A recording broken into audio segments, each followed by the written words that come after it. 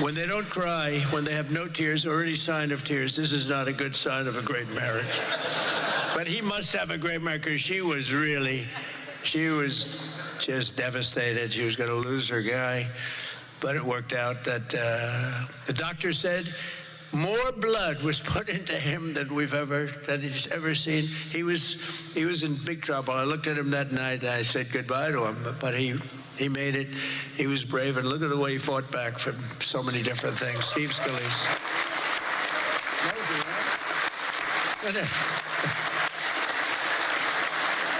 And we have another one, Tom Emmer, who I really got to know over the last few years, and I'll tell you, he's a winner. He's a champion with another great wife. We get good wives up in there.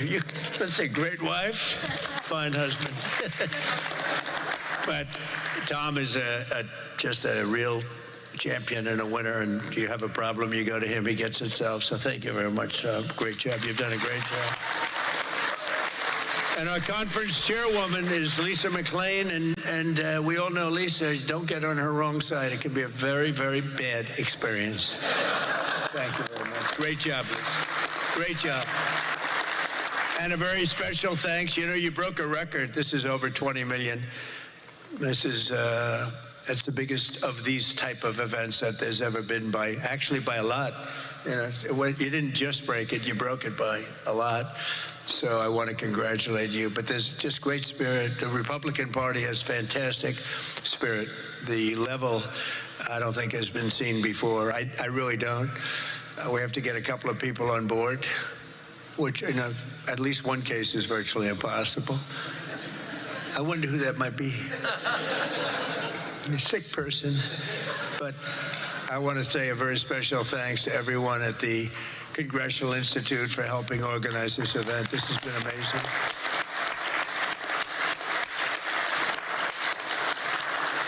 And over the past 9 days, we've been reminded of how vital our Republican majorities are.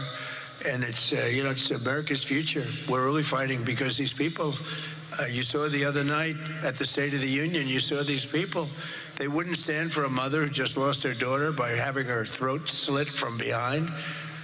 They wouldn't stand for the helicopter pilot who just got the Congressional Medal of Honor for landing safely in Venezuela, a helicopter with a lot of soldiers on that, helicopter. And he was able to land it safely, and his leg was practically ripped off. And for those people that know about helicopters, you land them pretty much with your legs, right, Tom? You land him with the legs, and he was in bad shape, and he got that. Not only landed, he landed in exactly the right spot at exactly as blood was pouring down the aisle, which didn't make all of those soldiers in the back feel too good. They're looking at a pilot who's bleeding out. But they didn't want to stand for that. They destroyed this country again, because we almost lost this country. This country was close to being lost. The representatives in this room provided the pivotal votes in securing a record $1 trillion.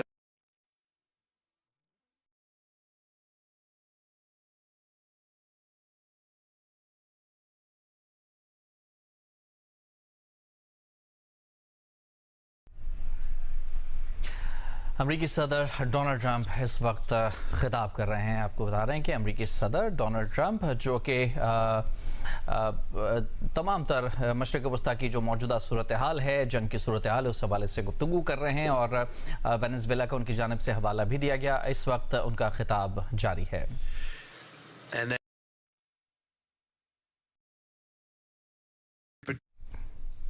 Iran जंग के हवाले से गुफ्तगू की जा रही है। अमरीकी सदर डोनाल्ड ट्रंप ये अहम खिताब कर रहे हैं और इस खिताब के हवाले से जो है आपको बता रहे हैं कि उन्होंने वेनेज़ुएला का जो है हवाला दिया। इससे कबल भी उनकी जानिब से वेनेज़ुएला का हवाला दिया जाता रहा है ईरान की जंग के हवाले से, ख़ास तौर पर उनकी नई क़यादत के हवाले से, और अभी एक दफ़ा फिर वो कॉन्फ्रेंस से खिताब कर रहे हैं।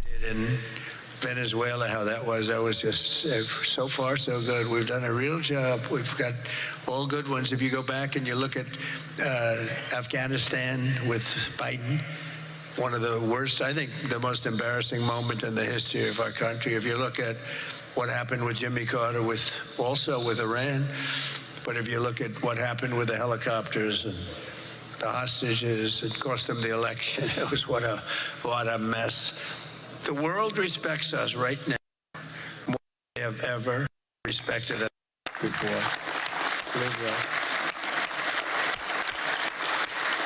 And because of Republicans, you people in Congress, the United States has by far the strongest and most powerful military on the face of the earth. We're the strongest military anywhere in the earth, and now everybody understands it. Together with our Israeli partners, we're crushing the enemy in an overwhelming display of technical skill and military force. Iran's drone and missile capability is being utterly demolished. The Navy is gone. It's all lying at the bottom of the ocean. 46 ships. Can you believe it? In fact, I got a little upset with our people. I said, what quality of ship? Excellent, sir. Top of the line. I said, why did we just capture the ship? We're going to use it. Why did we sink them? They said, it's more fun to sink them. I said, that's they like sinking them better. They say it's safer to sink them, I guess. Big bird पे Ramzan discount है up to 25%। ले आती मजे के chicken nuggets, chicken सीख कबाब और drum sticks खाते क्या इफ्तार होती। खुद भी कुछ सोच लिया करो। और स्पाइसी रेंज पे फ्राइड लेमन मिंट फ्री। आओ कुछ तुम भी कर लिया करो।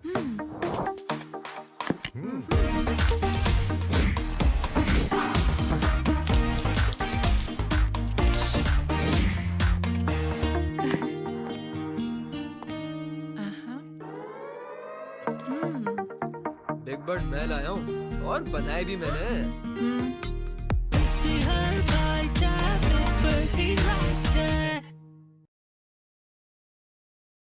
अमरीकी सदर डोनाल्ड ट्रंप की जानिब से ये भी कहा गया है कि अपनी पहली मुद्दत में भी अमरीकी फ़ौज को मजबूत बनाने पर काम किया और अपनी दूसरी मुद्दत में भी अमरीकी फ़ौज को मजबूत बना रहा हूँ, अमरीकी फ़ौज का इस्तेमाल कर रहा हूँ। अमरीकी सदर डोनाल्ड ट्रंप इस वक्त फ्लोरिडा में रिपब्लिकन कॉन्फ्रेंस से खिताब कर रहे हैं।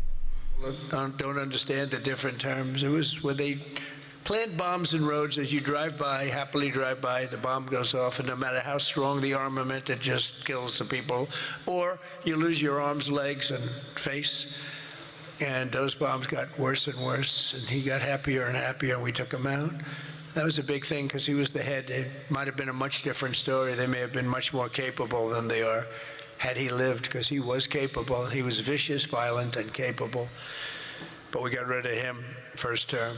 And we did so many things. I mean, we've done so many things, but as you know, on Saturday I traveled to Dover Air Force Base to be with the families of 6 fallen warriors as they returned to American soil. And I know that everyone in this room joins me in sending our prayers and eternal gratitude to the families of those great heroes. Those families are incredible families, devastating to be. Hardest thing to do. You know, I've done it a lot.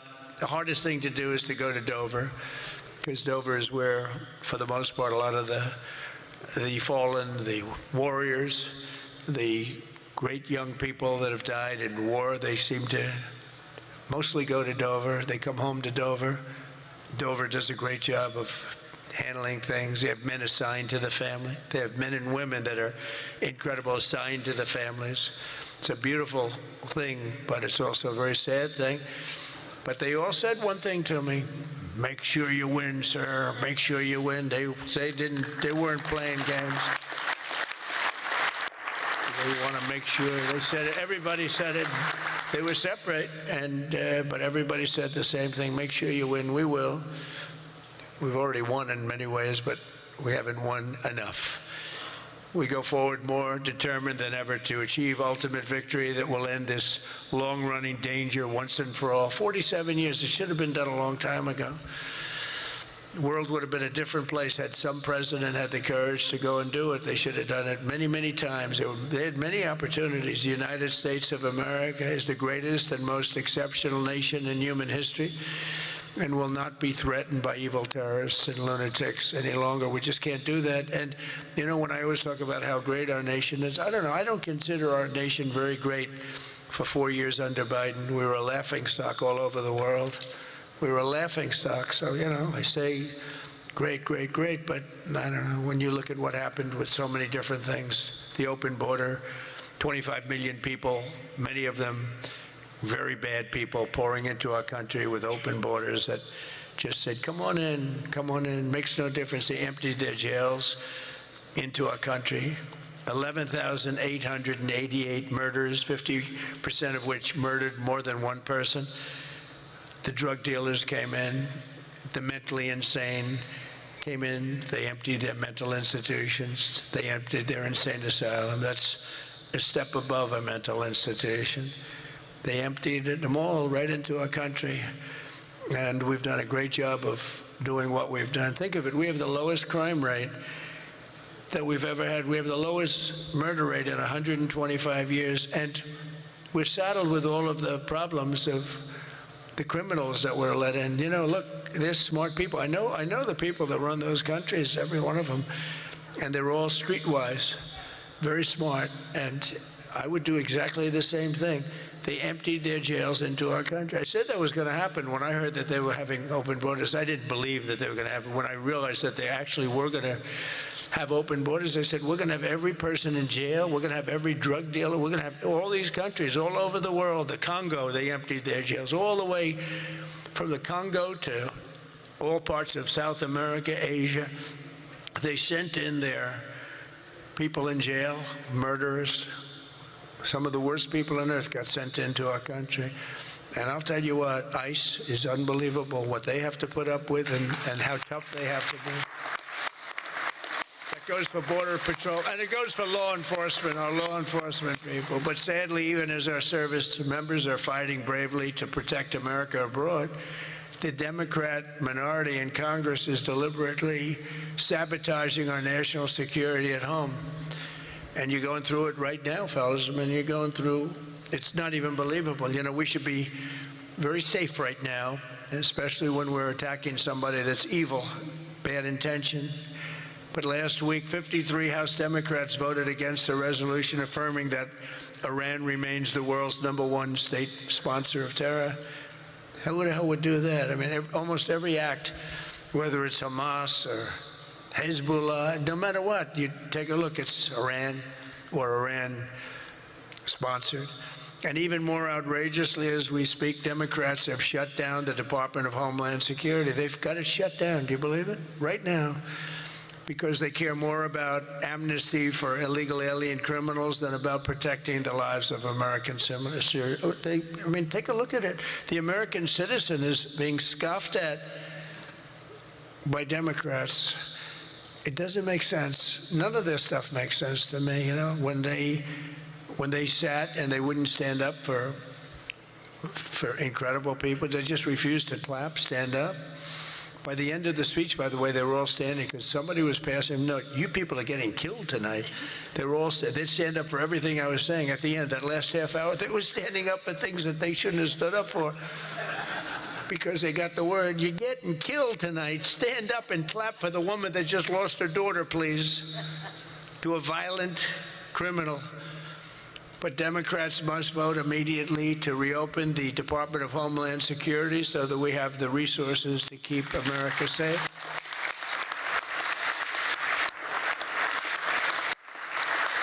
And under our pro-America, pro-worker, pro-family agenda, our country is winning again and America is respected again. And I think we have a country that's as hot as it's ever been, ever before, maybe hotter. And I say it all the time. The King of Saudi Arabia said it to me better than anybody could say it. He said, you know, I get along with him very well, very smart person. He said, you know, a year and a half ago, your country was dead, absolutely dead. We never thought it was coming back. And now you have the hottest country anywhere in the world. It's true. We're the hottest country anywhere in the world, by far. And that's before we showed off our military strength with Venezuela and now with Iran. You know, Iran was supposed to be this big, powerful country. We wrapped the hell out of them. And, you know, I don't know when they cry uncle, but they should have cried it 2 days ago, right? But they don't have anything left. In our country, inflation is plummeting. Incomes are rising. The economy is surging. Our border is the most secure at any time in American history. And the murder rate is the lowest in 125 years. That's before my father was born. My father was born 6 years later than that. I don't know if he'd like me to say that. Never liked to talk about his age. He said, don't talk about that. But think about 125 years ago, 1900, the year 1900, the stock market is at 53 all-time record highs since the election, and it's going to go a lot higher as soon as we get rid of this stuff that we're doing right now, that we really had no choice. I mean, I think I asked people, I said, would you rather do this or would you rather go along nice and smoothly, but eventually have a catastrophe the likes of which perhaps the world has never seen? And just about everybody says, except for lunatics, said, no, you had to get it done. Should have been done a long time ago. The average 401k is up almost $35,000. Think of that. It's at the best they've ever done. And I think you're going to see some real numbers when this gets, because this was always a dark cloud hanging over not only Israel, which was going to get wiped out. You know, if we didn't do that B-2 attack, Israel would have been wiped out. They would have had a nuclear weapon within 2 weeks after that. And even now, I think they were looking to take over the Middle East, because when you look, and we have pretty good proof, all of those missiles that were so stupidly aimed at Qatar, Saudi Arabia, UAE, they were all aimed at others, at countries that were sort of like, leave us alone.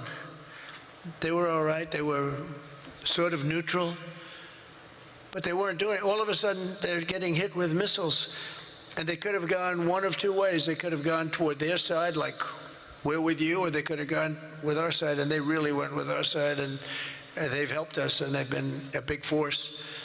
But they got hit. But they were going to be hit with us. Had we not done the B-2 raid, and if we not done this one where we said, nope, it's time to go in, we have to go in, have no choice. Number one, if we didn't go in, they would have come in after us, because I see the Democrats trying to justify it, and they're failing because the voter on the street is saying, you got to be kidding. But I see where they're going, where they're always saying, no, there was no reason. Well, I'll give you the best reason of all. Within a week, if they were going to attack us, 100%. They were ready. They had all these missiles, far more than anyone thought, and they were going to attack us. But they were going to attack all of the Middle East and Israel, and if they had a nuclear weapon, they would have used it on Israel. And this was going to be a major attack. And they had all of those missile sites and all those launchers that we got rid of, about 80% of them right now, by the way. Got rid of most of the, see, it's died down to a trickle. They have very few launchers left. What our military has done is amazing.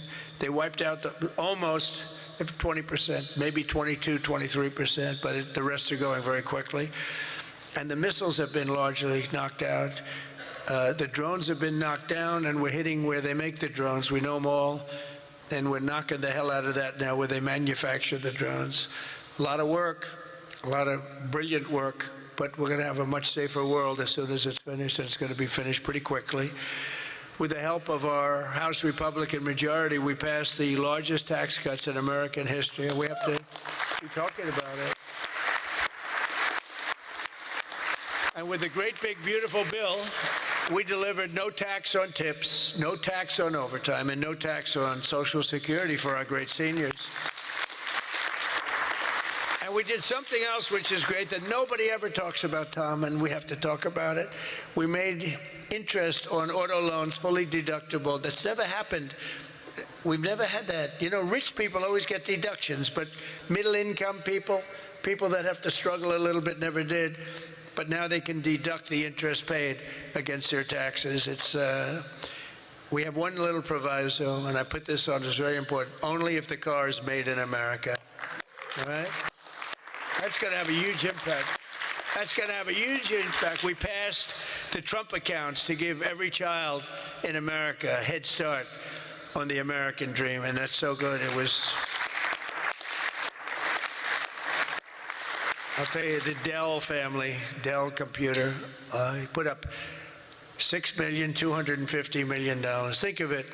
He started with very little, nothing, very, very little. Started making computers on his bed. And he said, yeah, people started liking them better than the ones from the store. And he never stopped. And he can write a check for $6,250 million. He said, and his incredible wife, Susan, they said that's the best thing they've ever done. He's so proud. He's going to do it again. Going to do more. And we have a lot of other people. A lot of very rich people are doing it. A lot of people that aren't so rich are doing it. They're doing it for their kids, but it's turning out. So a young child turns 18 or 21, and all of a sudden they have $100,000 in the bank. What a difference that is between having that and having nothing. And it could be more than that. It could be a lot more depending on what happens with the world. And we passed 100% expensing and bonus depreciation on all new equipment, factory construction and investments, and that's what made our first term. We had the greatest economy in the history of our country in the first term, and this one's going to blow it away. Again, we had a little pause, but it's not a very big pause. With your help, we also passed the largest regulation cuts in American history, ending the Green New Scam, one of the greatest scams in history, and massively increasing production of American oil, natural gas, and clean, beautiful coal. We brought coal back.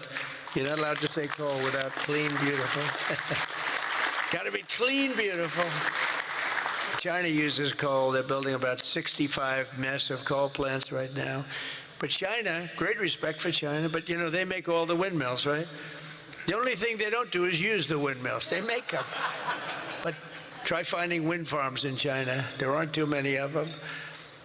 In my State of the Union address, I laid out an ambitious agenda that should be our roadmap this year, and it's starting with lowering the cost of living. You know, they gave us a mess. We inherited a mess, an absolute mess. And the mess was many things.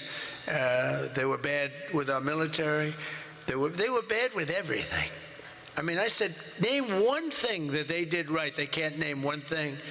But they also gave us very high prices. And then they said the word affordability.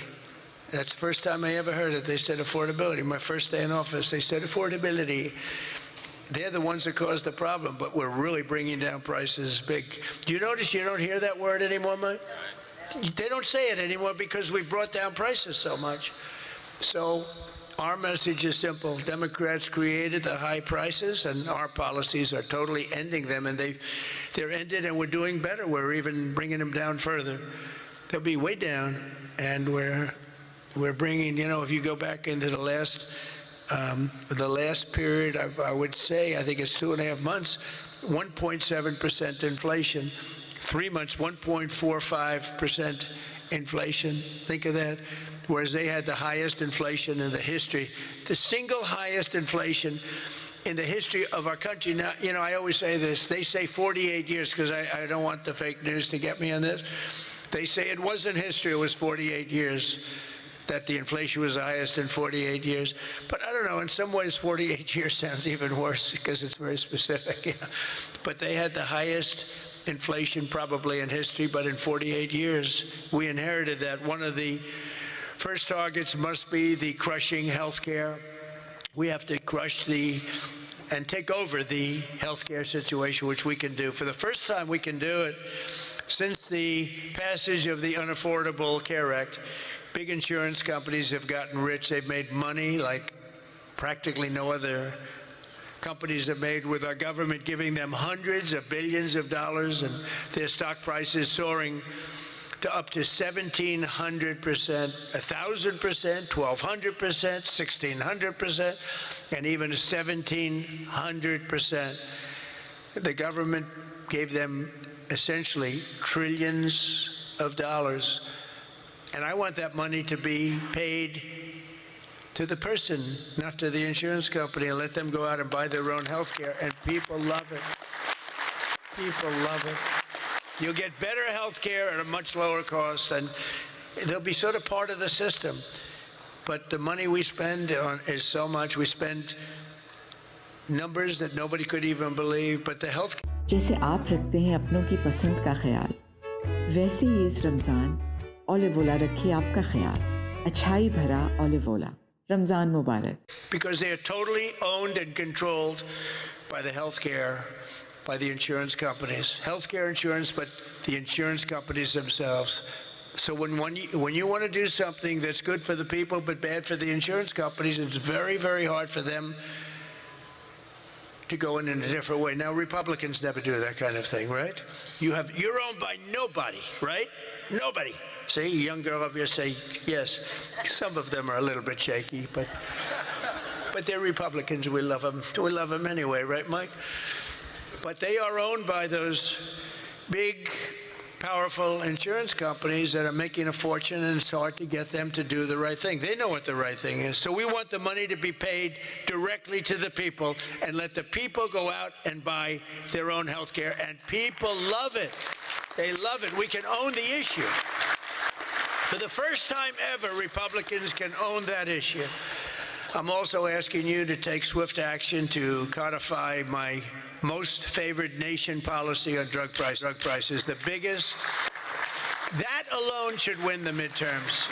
We have, and I tell this story all the time, my first term, third year, I actually had a slight, it was 0.25% decline in drug price. First time in 28 years. I was so proud. I went home, told our great first lady, who's now a movie star. I got the biggest, can you believe that? That movie was hot. And it is hot. She became a movie star. It was a good movie. But I went home and I said, you know, it's amazing. We do so well. We work so hard. This issue is the single biggest issue. Okay. I had a news conference, I'm embarrassed to say, a long time ago, my first term, third year, because I went up to a level that I did things that nobody's ever done. 28 years, I brought it down 1/4%. Now I brought it down 80%, 90%, 75%, depending the way it's driving the fake news crazy because I say 400%, 500%, 600, depending on the way you want to talk about it, if you want to talk about pricing. But using a conservative number, what we've done is we paid the highest price for drugs anywhere in the world, and now we pay the lowest price for drugs anywhere in the world. We are tied for the lowest price. Whoever has the lowest price, that's what we pay. And I did that through tariffs. We had a little disappointing decision, to put it mildly, from the Supreme Court. Terrible decision for the people. But the good news is I have lots of other ways of doing the same thing. I just have to work a little harder. They want me to work harder, but we're doing the same thing with a lot of work. But I used tariffs to get this because I went to other countries. The drug companies were not easy, but I got them. And I said, we're not paying. We were paying for a pill $130 that in London and Germany and different places you'd pay $10. So we were paying 13 times more. They're paying $10, we're paying $130. And the drug companies, I called them in. We had a rough time, but it wasn't that bad. And they agreed because they knew that I couldn't get the countries. You had to get the countries to approve it. And I called up, and you've heard me say this a couple of times, not often, but I called the countries up. I called up France. I said, Emmanuel, you have to cut your good friends from America a reasonable deal. What's happening is you are paying a tiny fraction for drugs. No, Donald, I cannot do anything about that. I said, you can. And he said, no, I will not do it. I will not do it, because he'd have to raise his pill from $10 to $20 and maybe even $30.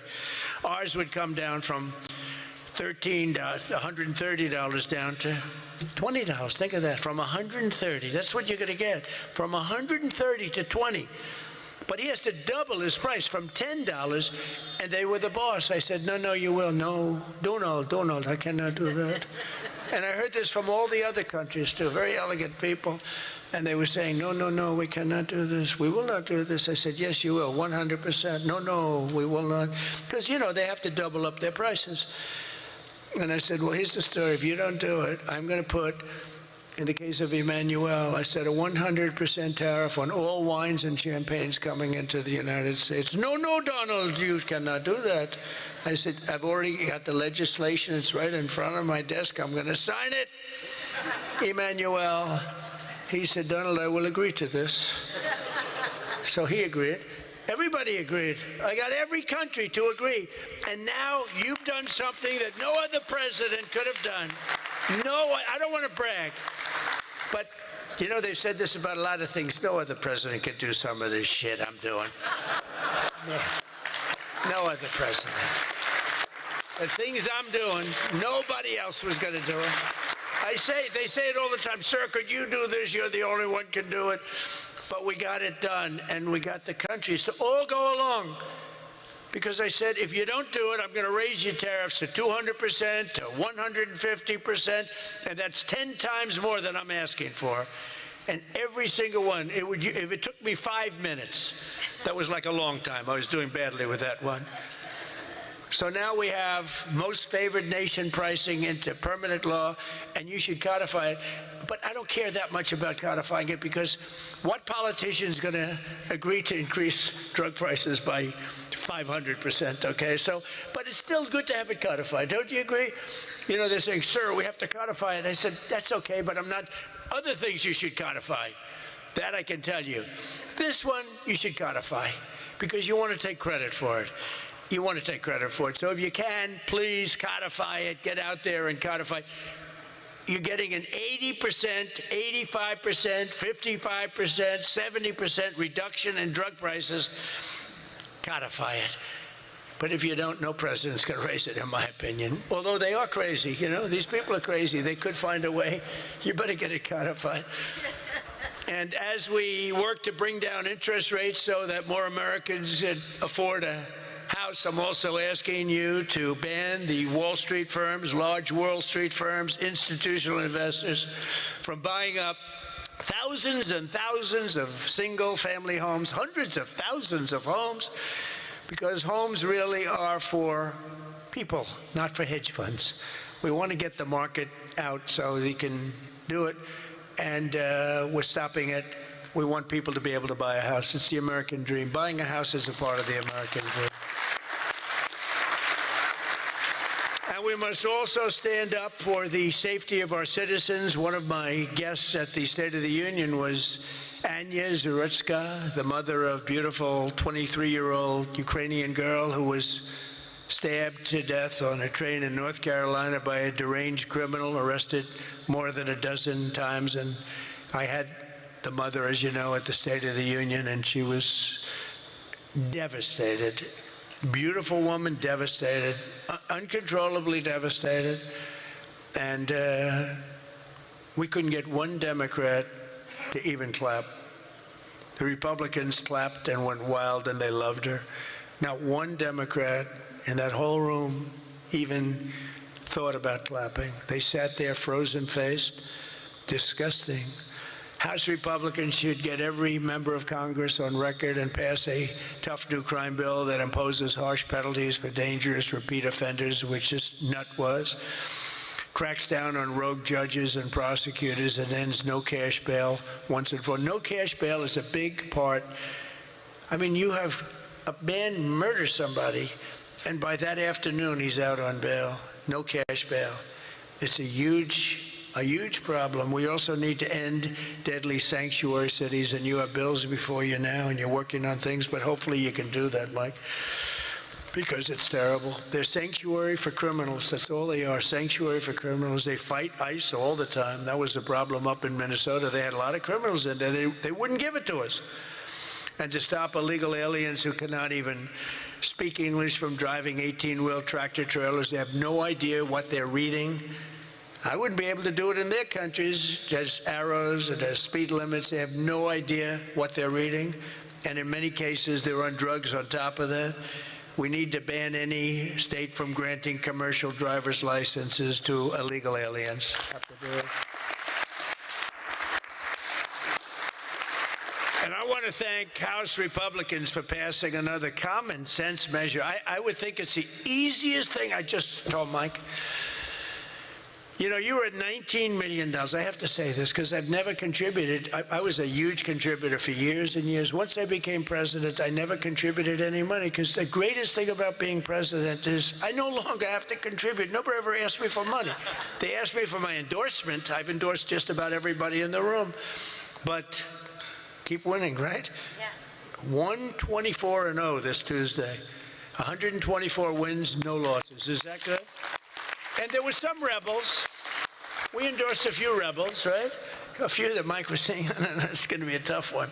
But we're 124-0. But as president, nobody ever asked me for money. And as president, you know, like as president, you sort of don't make campaign contributions. Right? But I heard you were at $19 million today. I said, has that ever been done? No, sir, it's a record, but 20 would sound better, right, Mike? Yes. He said, I'm going to give you $1 million. It's the first time I've done that. I never did it before. I never did it before.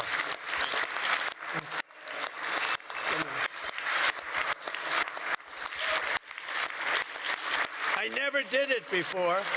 Now I'll be hit up by every political group, every Republican running. Sir, can I have some, give me a little cash. I'll have Emmer come up to me and say, how about a little cash for my campaign?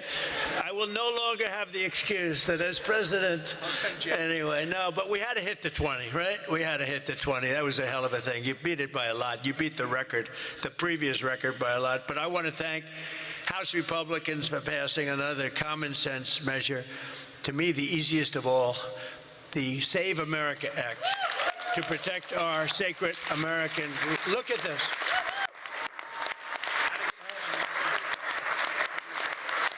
Look.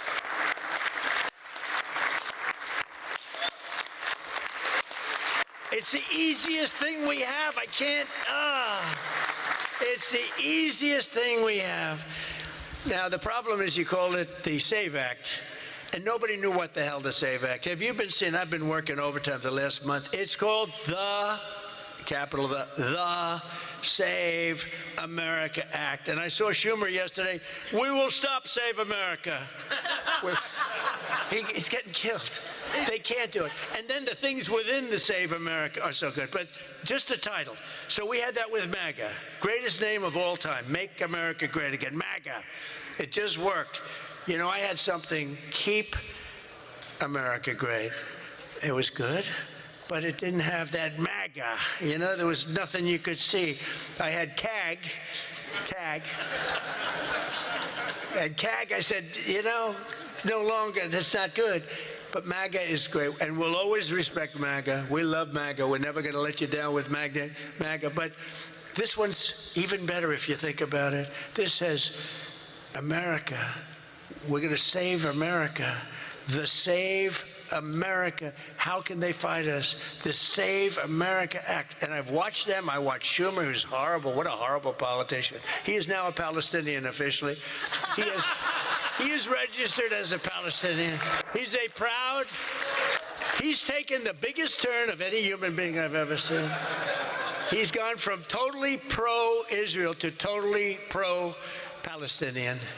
He wants to protect the Iranian people that are quite nasty.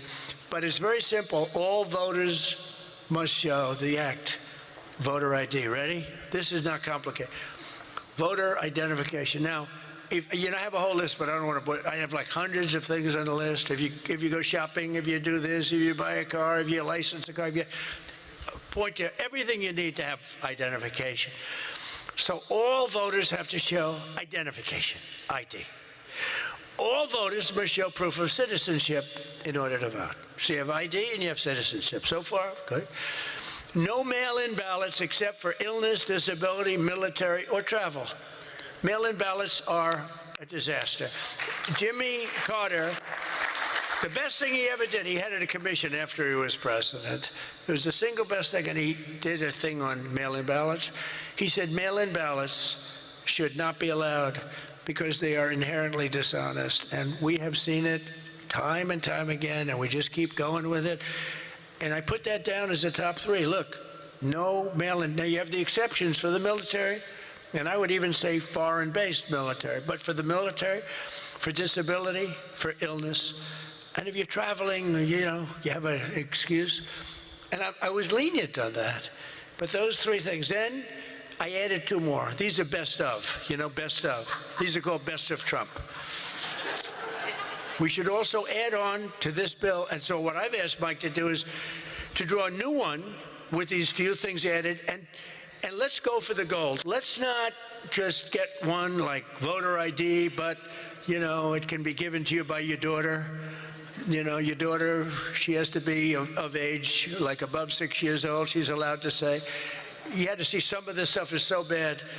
They're doing everything possible because they know if we get this, they probably won't win an election for 50 years, okay? And maybe longer. And they're going to fight like hell. But boy, do they get killed. Because even the Democrats, you saw the numbers today, Democrats voted 86% that this stuff should be passed. The Democrats. With Republicans, you're at 98%. But Democrats are at 86, except for the people that run the Democrat Party, because they want to try and win elections illegally. It's the only reason you vote against voter ID is because you want to cheat. There's no other reason. They come up with reasons. They say, it's racist. That's their number one, racist.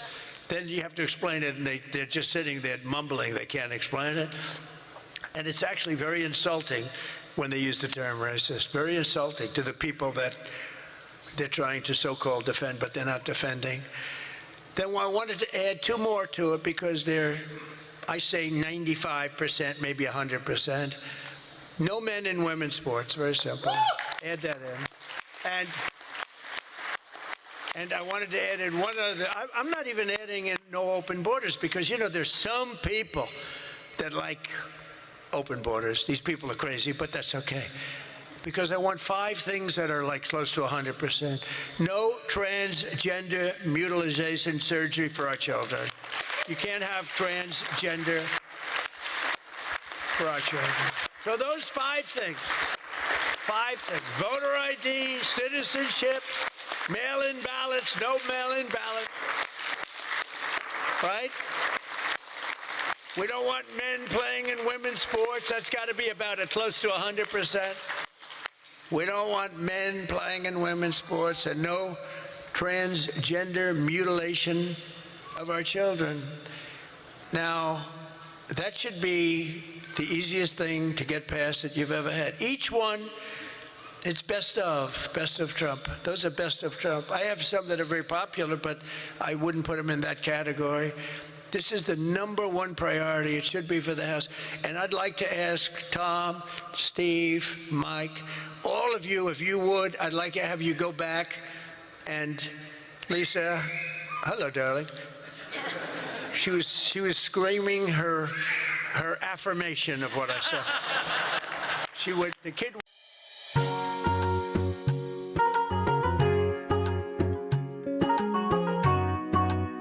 Ramzan Mubarak by Falak. Deal. But it's actually a matter in a serious way of national survival. We can't have these elections going on like this anymore. You know, you use paper ballots. If right now they have watermark, it's so safe, it's so good. You put it gets under a light. It says, you know, a code. It's very, very hard to cheat. Another thing, and I don't even bring this up. It costs 7% the cost of those crazy machines. You know, I love the machines where they get the machines, they spend all this money, and they announce during the election that the tabulation will go along for another 3 weeks. Right? With mail-in voting, you know, there's not a country in the world that does mail-in ballots anymore. They tried it. France tried it. It failed. They go to paper ballots. They're all doing paper ballots right now. Most of them are doing paper ballots, except us. And nobody is doing what we're doing. And there's no elections so corrupt as the elections in the United States of America. And we can solve them with this. And the reason I put those other 2 that have not much to do with it is because they are equally popular. And I think it might help us. And for those people that like Pfizer, I said maybe you put them together because a lot of people feel very strongly about Pfizer. Some people don't, but the people that want it, they really want it. And generally, for whatever reason, they're opposed to what we're saying about, you know, about the ballots and about citizenship and all of those things. And so put them together and you might get a vote, but we have to get it done. And then we have to get the Senate to do it. But if you could send a bill up to the Senate, we're going for the gold. We don't want what was said. The SAVE Act, it was all right. Nobody knew what the hell it was, including me. I kept saying, what's this? Save America Act. Don't ever say SAVE Act again. It's a loser. The SAVE Act. Nobody has any idea what are we trying to save. It's the Save America Act. If you could send it up in full form, meaning just straight, we will, I think, the Senate has to approve it. I really do. I think, and they're going to have to go the filibuster, and maybe it's going to be the talking filibuster like the old days. The great Jimmy Stewart, right? Remember the great movie Jimmy Stewart? But they have to get it done, because if we don't get this done, if it takes you 6 months, I'm for not approving anything. I'm for not approving anything. I don't think we should approve anything until this is approved. And they can't win politically. Look, you have them in a corner, and they're listening to every word I'm saying, and it doesn't matter, because they can't win it politically. Because when they say, we don't want voter identification, we don't want proof of citizenship, all these things are just losers for them. And they won't be able to withstand it. Just like at the State of the Union, they started clapping at the end. I said that. And the reason, because politically, you have to stand for these great people that were being. And the word came out from people watching it on television, you guys are getting killed. And this is an even bigger example. So if I could ask the people in this room to go for the gold. We're going for the gold. We're not going for the bronze. We're not going to sign a watered-down version like has been sent up there. Let's go for the gold, and let's just not accept anything else. I'll tell you what, I'm willing to just sort of say I'm not going to sign anything until this is approved. I really am. That's how bad it is. And we're going to have to push the Senate, because you have 4 or 5 senators that are, I don't know, 4 or 5 Republican senators. You have to explain them to me, but we're not going to get into that. But we're going to push them to get it done, because I don't think you can politically exist if you're not going to do voter ID and these things. I don't think the people in this country will stand for it. So I'm making my biggest plea tonight. It'll make you, and I'm not doing it for this reason at all. It'll guarantee the midterms. It'll guarantee the midterms. If you don't get it, big trouble, my opinion. If you get this, your midterms, and they know it. For 2 reasons. Number one, they won't be able to cheat. And number 2, the people are demanding it. Every time I go out, Save America, sir, Save America Act. We want the Save America Act, sir. That's all they talk about. They don't talk about housing. They don't talk about anything. That's what they talk about. And if you send it up there, you're going to win the midterms at levels that you can't even believe. And you're going to win every election for a long time until somebody really screws things up, and hopefully that won't happen.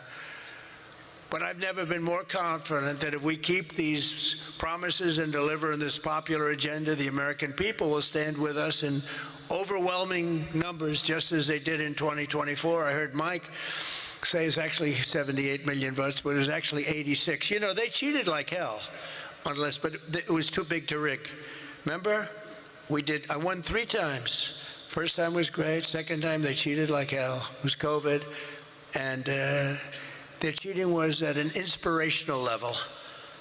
We can't let that ever happen again. And then they cheated again in the last election, but I went up.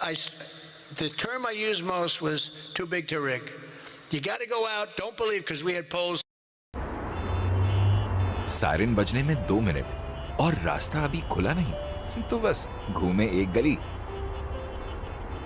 और पहुंच गए हम KFC। Traffic में इफ्तार करवाने वाली यारी KFC वाली। 3 zingers, 3 leg pieces, 3 drinks and a bucket of fries, only available at KFC. We will win, win, win. And we will make our country safer and stronger and richer and greater than it ever has been before. And I want to say, very importantly, because they would like you not to say this, because this is a terrible thing in their opinion to say, God bless you and God bless America. Thank you very much, everybody. Thank you very much. अमरीकी सदर Donald Trump Florida में Republican conference से खिताब कर रहे थे। उन्होंने कहा कि हमारी फ़ौज दुनिया की बेहतरीन फ़ौज है, हम अमरीकी अवाम के लिए, उनकी बेहतरी के लिए बड़े काम कर रहे हैं। अपनी पहली मुद्दत में भी फ़ौज के लिए ख़ास तौर पर काम किया था, फ़ौज को मजबूत बनाया, दूसरी मुद्दत में भी फ़ौज को मजबूत बना रहा हूँ। उन्होंने कहा कि ईरान की जंग अब ख़ात्मे के करीब है। ईरान के ख़िलाफ़ जंग तकरीबन हम जीत चुके हैं। अगर हम ईरान पर हमला ना करते तो ईरान हम पर हमला कर देता। ईरान के पास एटम बम आ जाता तो पूरी दुनिया के लिए मुश्किल पैदा हो जाती। ईरान की एटमी सलाहियत को ख़त्म करना ज़रूरी है। ईरान की मुकम्मल शिकस्त तक उन पर हमले जारी रखे जाएंगे। उन्होंने कहा कि B-2 बमबार तैयारों के इस्तेमाल ने ईरान को हम पर हमला करने से रोका। हम ऑपरेशन ना करते तो ईरान 2 हफ्ते में एटम बम हासिल कर लेता। इसराइली पार्टनर के साथ मिलकर दुश्मन को कुचल रहे हैं। इसराइल से मिलकर ईरान की अस्करी सलाहियत तबाह कर रहे हैं। रूस के सदर पुतिन से रब्ता हुआ है। ईरान की आइंदा क़यादत को भी मार देंगे। ईरानी बहरिया के 46 जंगी जहाज तबाह किए गए हैं।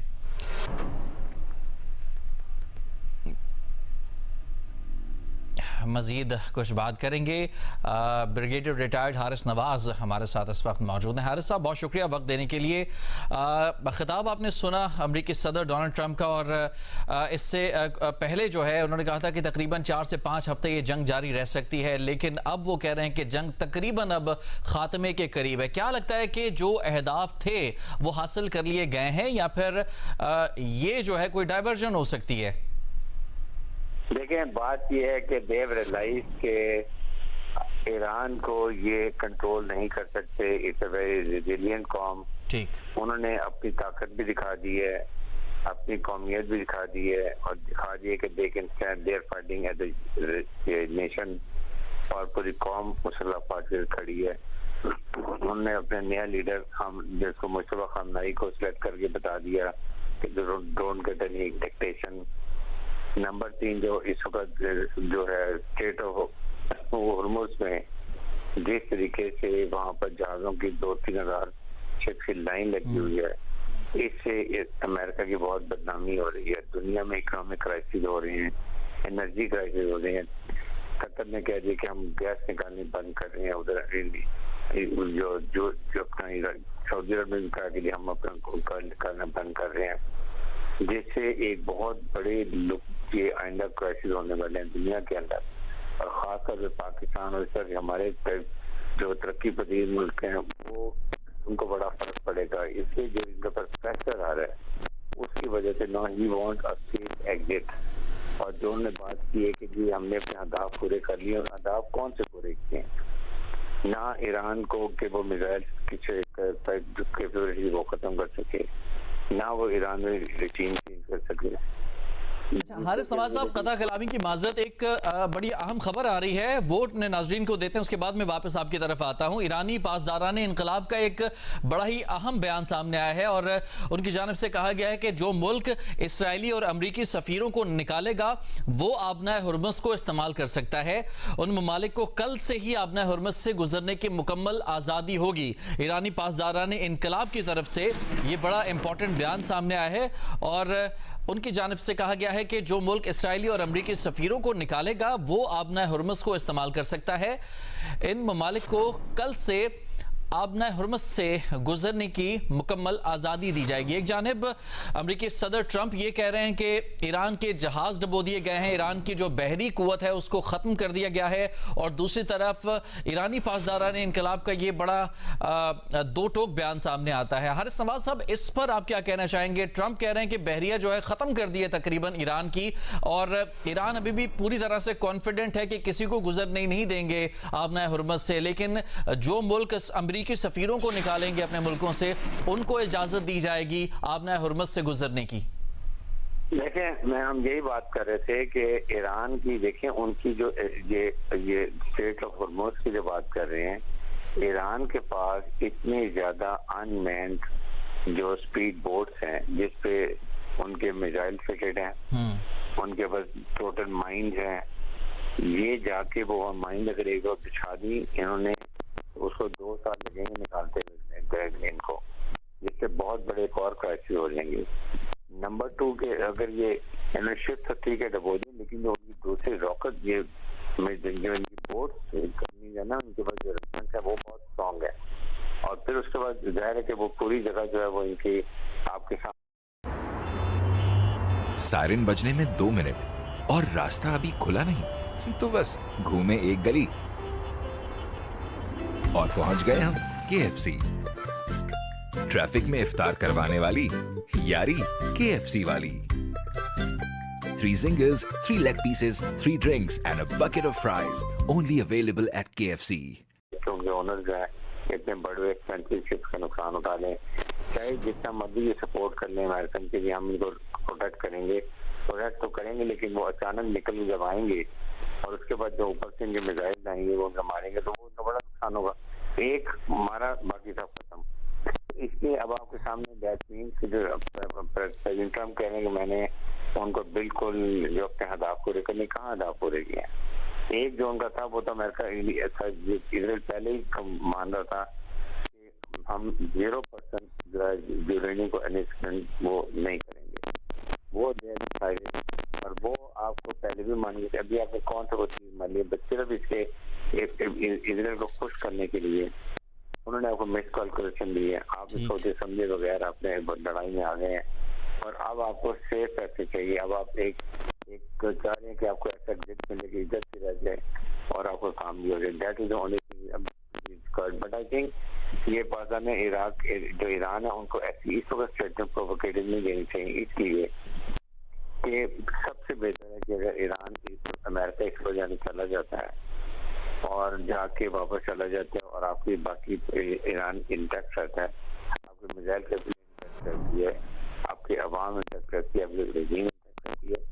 मेरे ख्याल सबसे बेहतर है प्रोवोकेटिव स्टेटमेंट देने की जरूरत नहीं है, because still Iran America is a super power, they can cause lot of damage, ये आपको बहुत नुकसान पहुंचा सकते हैं, जितना भी करना चाहे कर सकते हैं। इवन लोग का असेसमेंट ये भी कह रहे थे कि ऑप्शन ये भी है कि वो जब उनके पास सारे मीन्स खत्म हो जाते हैं then they have the nukes, और वो उसके लिए वो भी उनकी प्लानिंग कर रहे हैं। This is what is world is talking Canada कि वो एक दो जगह पर जो है टैक्टिकल न्यूक्स मारेंगे, आपको इतना नुकसान कर देंगे कि जापान का जैसे हिरोशिमा और नागासाकी मारे तो जापान ने सरेंडर कर दिया था, इस तरह ईरान को इस नौबत को आने से पहले ही अगर वो एग्जिट कर रहे हैं और वो कह रहे हैं हमने अपनी अहदाफ पूरी कर, let them say the world knows that they have not achieved anything and Iran has shown resilience, Iran has shown strength, Iran has stood fast as a nation.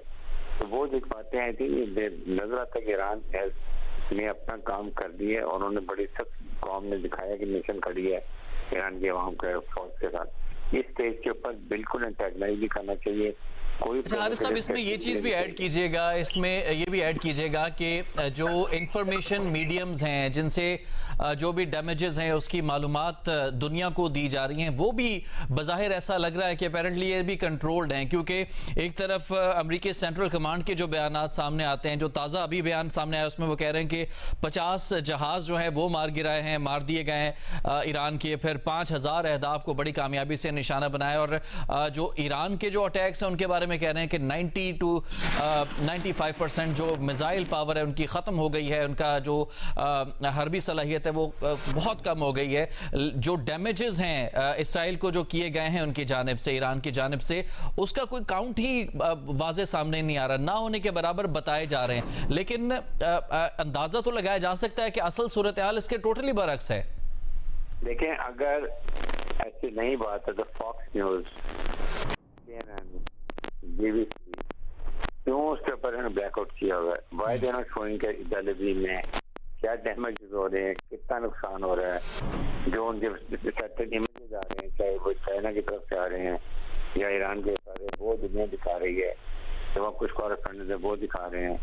Y they not showing it? There is nothing now, why is not visible? उसके जो इस तरीके से जाके उन्होंने Iran की जो Israel की जो जेरूसलम में न्यूक्लियर साइट्स हैं जहाँ उनके स्टॉक फाइल्स हैं, जो रडार हैं वो उन्होंने उड़ा दिया, उसके बाद नेतन्याहू की रिहाइश का थी वो भी उड़ा के रखती है, and they have been very specific. उसके बाद अगर ये बात है तो मुझे ये बताइए कि ईरान इस वक्त आज तक कैसे इजराइल के ऊपर इजराइल की बारिश कर रहा है, वहाँ जाके कैसे सक्सेसफुल जाके वो लैंड कर रही है। दिस स्पीक्स के ये इसको एक टोटल कंकॉक्टेड स्टोरी बनाई जा रही है, और कोई जो टीवी है वो इंडिया आज़ादी की जो बात करते हैं वो नहीं है। किसी ने कोई खबर दिखाई है कि क्या दोनों तरफ दिखाए ना, ईरान को दिखा रहे हैं ये हो गया, ये कर दिया, वो कर दिया, where is that showing the picture? क्या टेलीविजन के पिक्चर को दिखा रहे हैं? और इजराइल में डैमेज नुकसान जो होगा, उनके मिलिट्री इंस्टॉलेशन, उनके रेजिडेंशियल एरियाज, उनके जो नुकसान हो रहे हैं, जो उनके इतने बड़े बड़े टावर गिर रहे हैं, अभी तो सारा इसको कवर कर रहे हैं, जो ये बता रहे हैं कि हमने भी जहाज गिरा दिया, उनकी एयरफोर्स नहीं है. उनकी एयरफोर्स बेसिकली जो है वो उनके मिसाइल और उनके ड्रोन है. They are their main air force. ठीक. उन्होंने जहाजों के ऊपर एनर्जी नहीं वेस्ट की. उनके पास हजारों की तादाद में, आप इमेजिन नहीं कर सकते जितने उनके पास तेज मिसाइल है. और उसके ये मिसाइल में उनके पास ये हाइपरसोनिक. ठीक है, हर साहब आप मौजूद रहिएगा हमारे साथ. ट्रंप इस वक्त न्यूज कॉन्फ्रेंस कर रहे हैं, उस जानिब आपको लिए चलते हैं. The other thing is midnight, getting rid of the nuclear threat from Iran, which was a big moment in history, in my opinion, and the great success we've had in Venezuela and all other places. Every place we've gone, we've had tremendous success. But while we're doing all of these things, we're achieving major strides toward completing our military objective.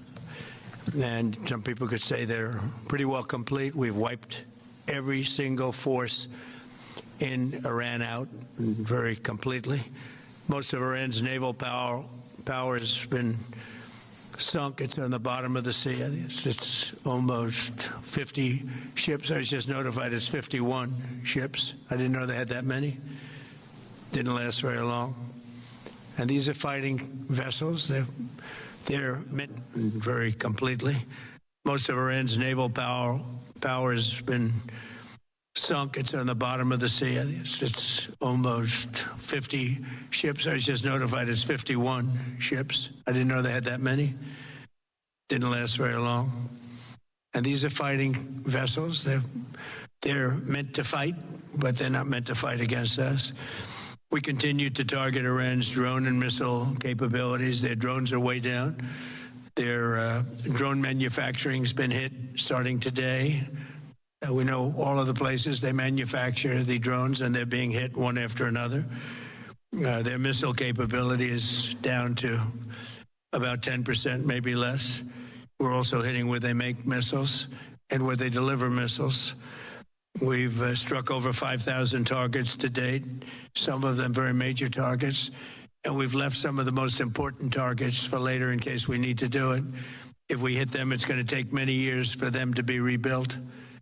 Having to do with electricity production and many other things. We're not looking to do that if we don't have to. But they're the kind of things that are very easy to hit, but very devastating if they are hit. We are waiting to see what happens before we hit them.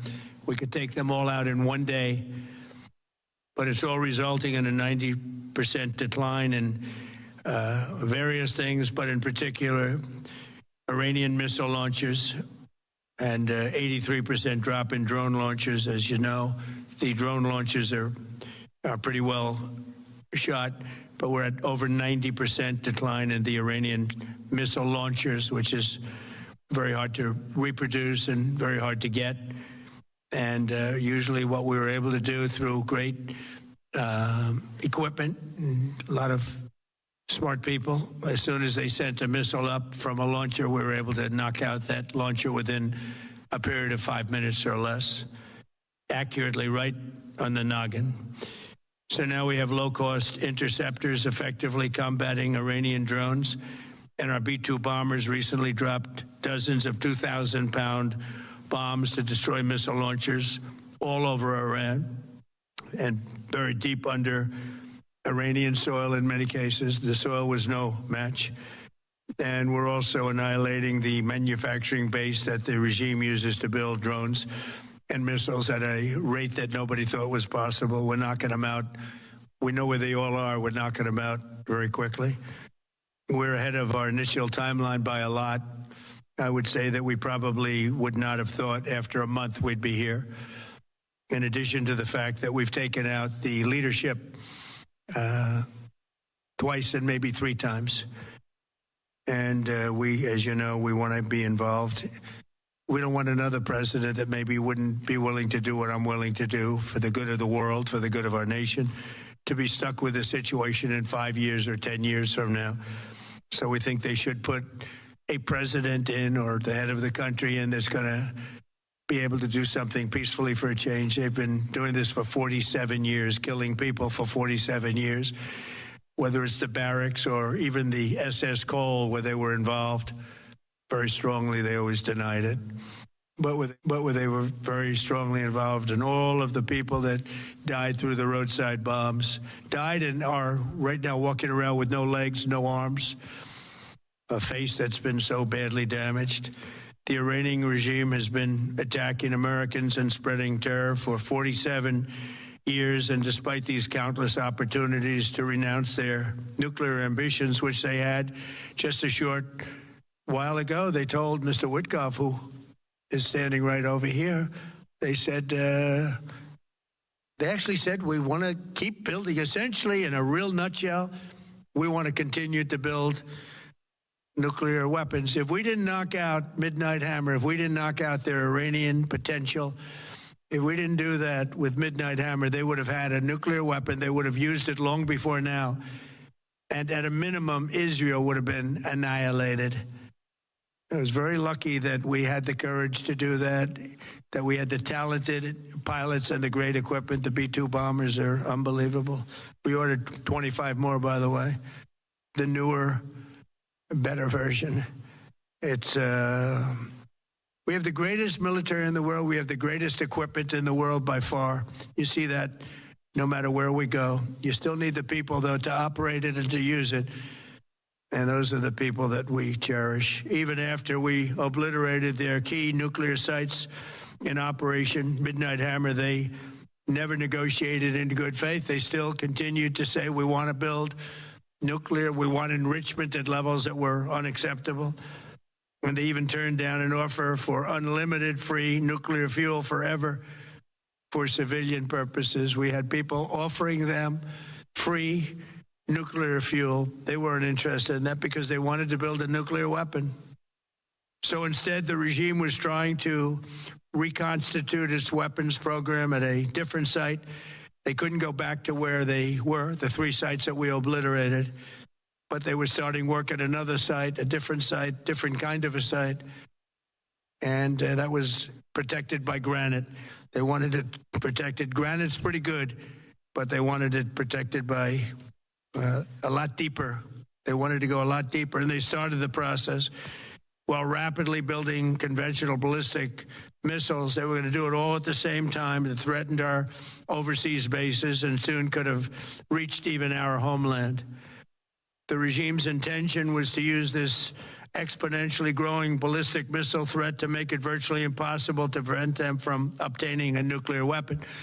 So as you probably saw, they had a tremendous number of missiles, most of which are now being used or destroyed, and very unsuccessfully used because we have been able, for the most part, to shoot them all down. What incredible technology. The Patriots have been unbelievable, and other things.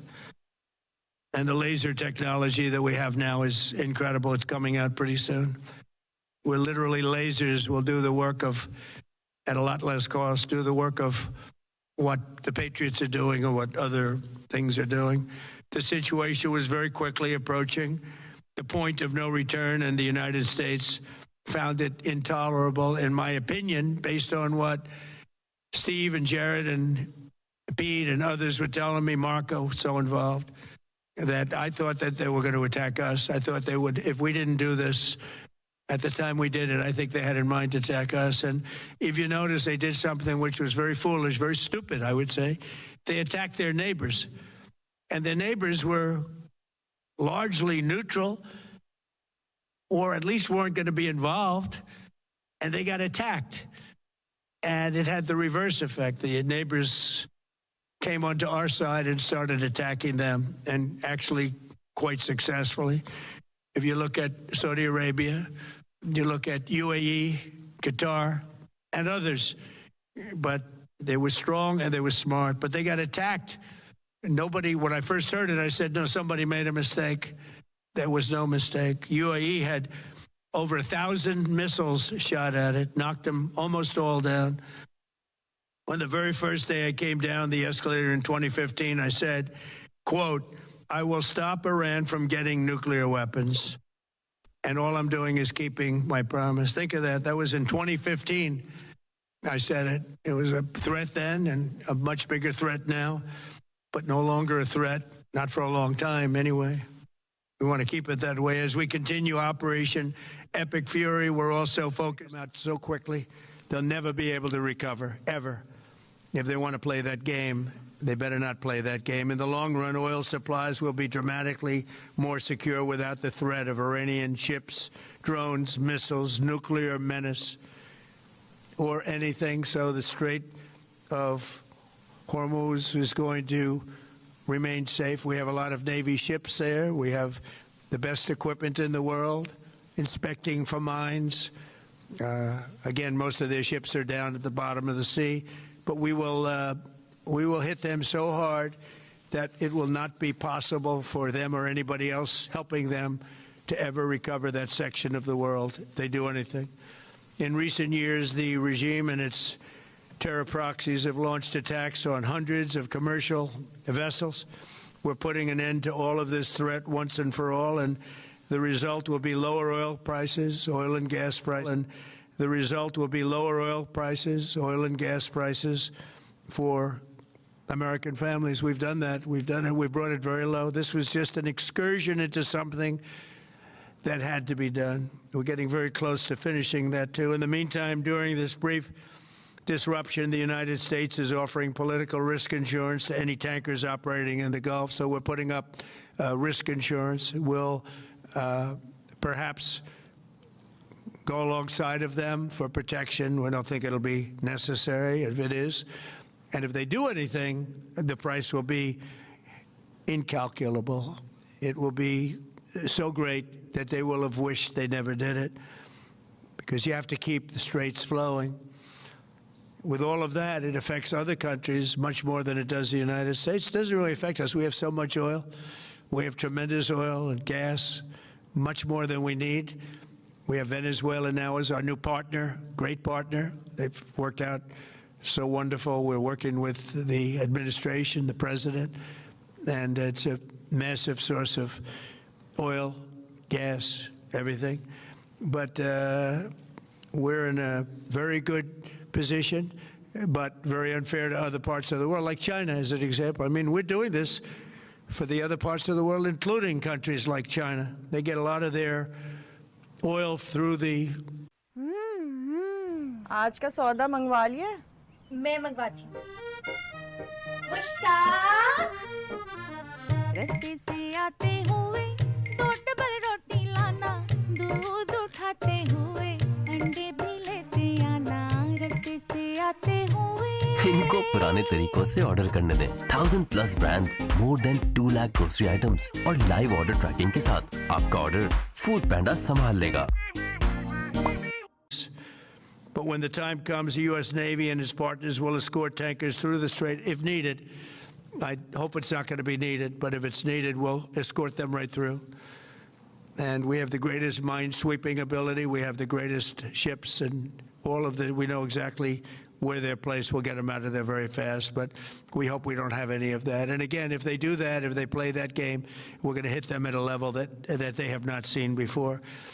So we're winning very decisively. We're way ahead of schedule. Our military is the greatest in the world, with the greatest equipment and the greatest people in the world. Nobody's ever seen anything like it. Iran's a very powerful country. They were going to take over the Middle East. If we did not hit them, they were going to take over the Middle East. They had thousands and thousands since their last hit. They had thousands and thousands of missiles and everything else. Most are now destroyed.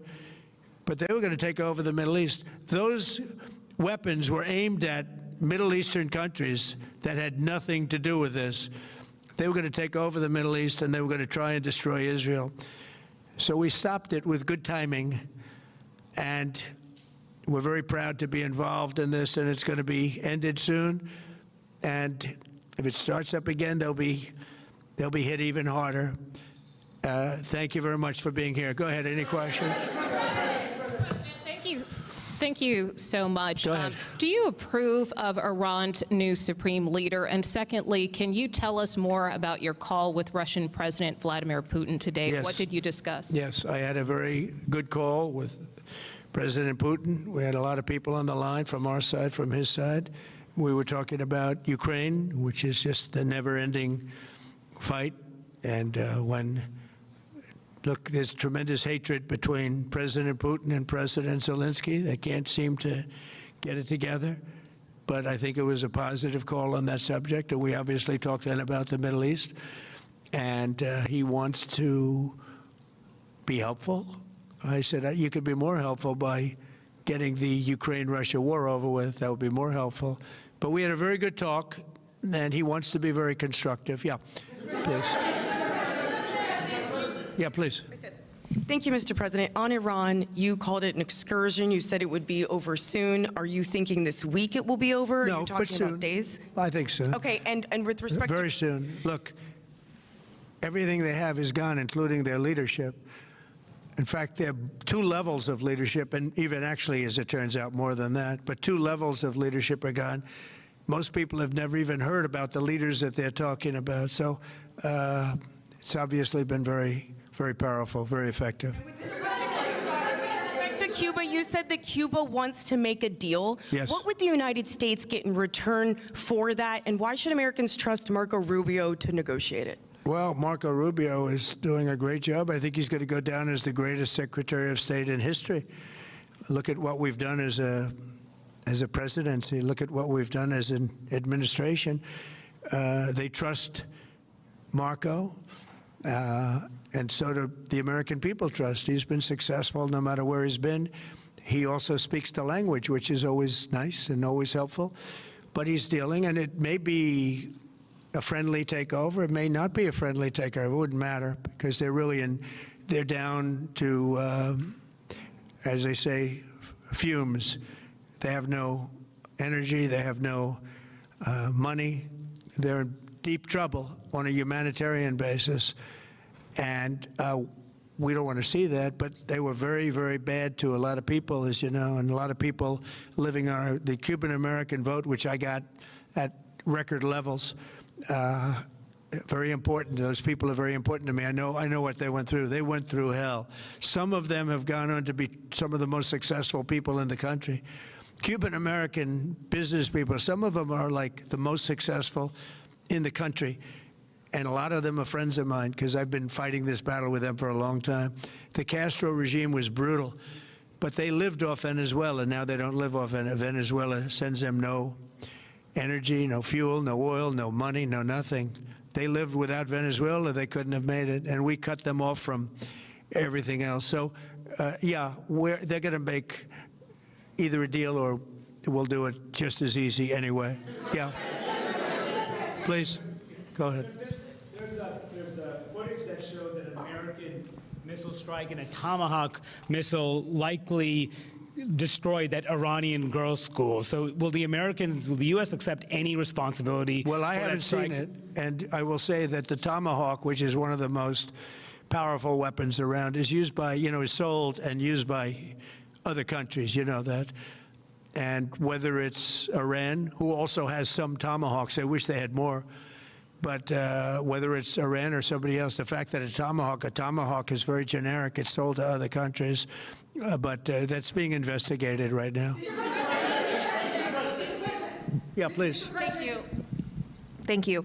Mr. President, you've said the war is, quote, very complete, but your defense secretary says this is just the beginning. So which is it, and how long should Americans be prepared Well, I think for you could this war say to last both. for? It's the beginning. It's the beginning of building a new country, but they have no Navy, they have no Air Force, they have no anti-aircraft equipment. It's all been blown up. They have no radar, they have no telecommunications, and they have no leadership.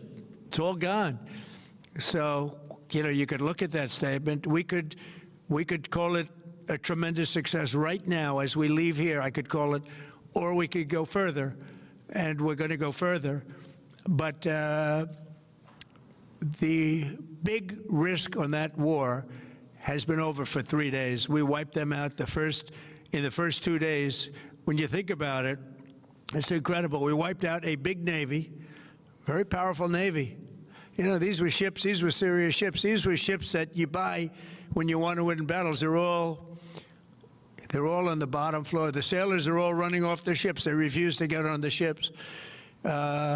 The Air Force is gone. Everything's gone. The missiles are down to a trickle. The drones are down to probably 25%, and they'll soon be down to nothing. We'll have where they manufacture the drones are under fire as we speak. They're being hit. So the rest is going to be a determination as to my attitude, along with the people in the Trump administration, what we want to do. Thank you. Yeah, please. Can I ask you, you mentioned you were going to waive certain additional oil waivers or sanctions. Can you talk a little bit more about that and address in particular? Well, we're looking to keep the oil prices down. We went artificially up because of this excursion into a very positive thing. I mean, this was an excursion that a lot of people wouldn't have done. I knew oil prices would go up if I did this, and they've gone up probably less than I thought they'd go up. But I don't think anybody thought we were going to be this quickly successful. This was a military success, the likes of which people haven't seen. We have the best military. We have the best equipment. We have, I believe, the best generals. We have the best. And this went very quickly. We talked about that with President Putin. He was very impressed with what he saw because nobody's ever seen anything quite like it. You know, Iran was a very powerful military country with all of the missiles. Now, you had the double attack. You had the original attack with us and Israel, and that knocked them for a loop. Then you had the B-2 bombers, which took out their nuclear capability, and they would have had a nuclear weapon within 2 weeks to 4 weeks. And they would have used it long before this press conference. And we might have had a much different press conference if we had a press conference at all. But it's been amazing. The military success that we've had is truly unprecedented. You said you've told your congressional colleagues that you will not sign any piece of legislation until the Save America Act is passed. Does that include the confirmation of Senator Mullen as your next DHS secretary? Does that mean a DHS funding bill?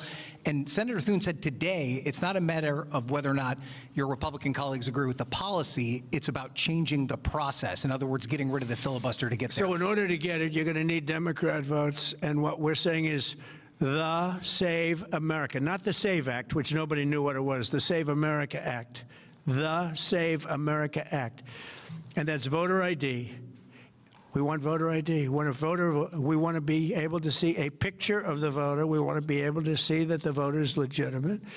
We want, very importantly, confirmation that this voter is a citizen of the United States of America, and we want no mail-in ballot scams.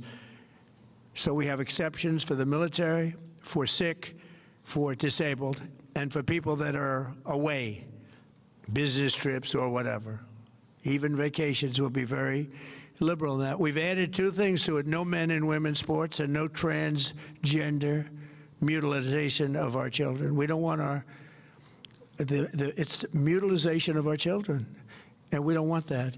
So we added those two things. That's the 5 points. We have 5 very good points.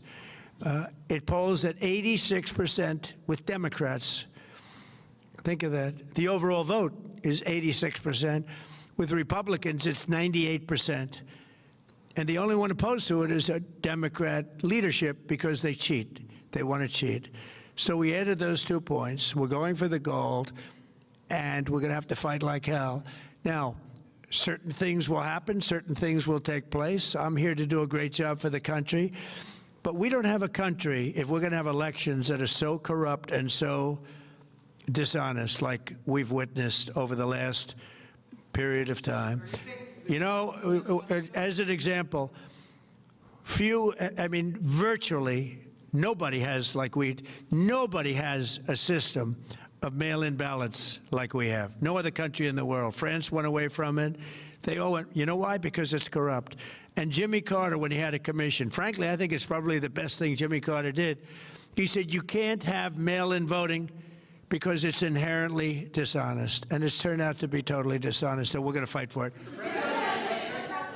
Yeah. So much for taking our questions. Has Iran activated any sleeper cells inside the U.S.? There's reports that they have pressed that trigger button to activate those cells, at least abroad. Well, they've been trying for a long time. We've been very much on top of it. One of the things we have to do is get the Democrats to stop the Democrat shutdown, because, as you know, the apparatus that looks into that, Schumer and the Democrats have shut it down, which tells you they probably hate our country a lot. But the Democrats have to open that up. But we've got very, very good intelligence into that. We know a lot of different things that have happened that have been very bad. A lot of them came in during the Biden open border period, but we have them under, we've got them, we're watching every single one of them. Yeah, we know a lot about them. The biggest problem we have is the Democrat shutdown. We know a lot about them, but the shutdown doesn't allow us to do what we have to do. Do you have to take him out? Does he have a target on his back? You mean the new Supreme Leader? You mean the son? How can there be an Iran? Well, I don't want to say that, but you know, I was disappointed because we think it's going to lead to just more of the same problem for the country. So I was disappointed to see their choice. Thank you, sir. You've said you have someone in mind to be the new Iranian leadership, if not the Ayatollah's son.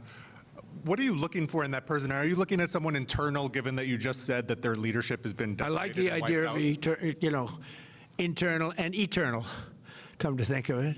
But I like the idea of internal because it works well. I mean, I think we've proven that so far in Venezuela. We have a woman, Delcy, who has been, president of the country, very respected, she's doing a great job. And it's, no disruption. We had, as you remember, Iraq, where everybody got fired. The military got fired, the police got fired, the politicians got fired. There was nobody. And you know what they turned into? ISIS. We don't want that. We don't want that. So I would like to see people that are inside go. Now, they talk about the son of the Shah. They talk about other people. But, hasn't been there in many, many years. We have a formula that's been very good so far, and I think it'll continue to be good. The relationship is extraordinary with Venezuela, smart country. We've taken out 100 million barrels of oil. It's right now in Houston being taken care of and made so beautiful. And you have to see this at work.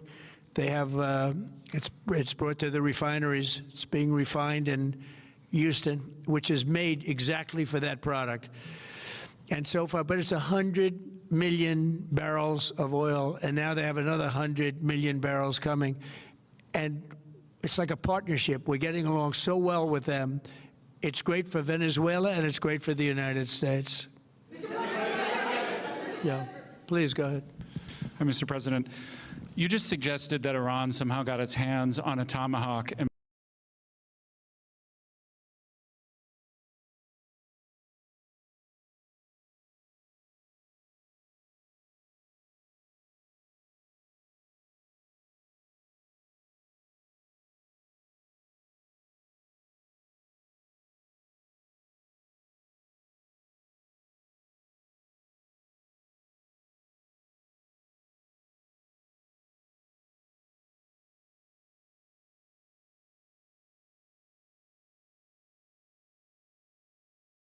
bombed its own elementary school on the first day of the war. But you're the only person in your government saying this. Even numerous other nations have Tomahawks. They buy them from us. But I will certainly, whatever the report shows, I'm willing to live with that report. Yeah, please.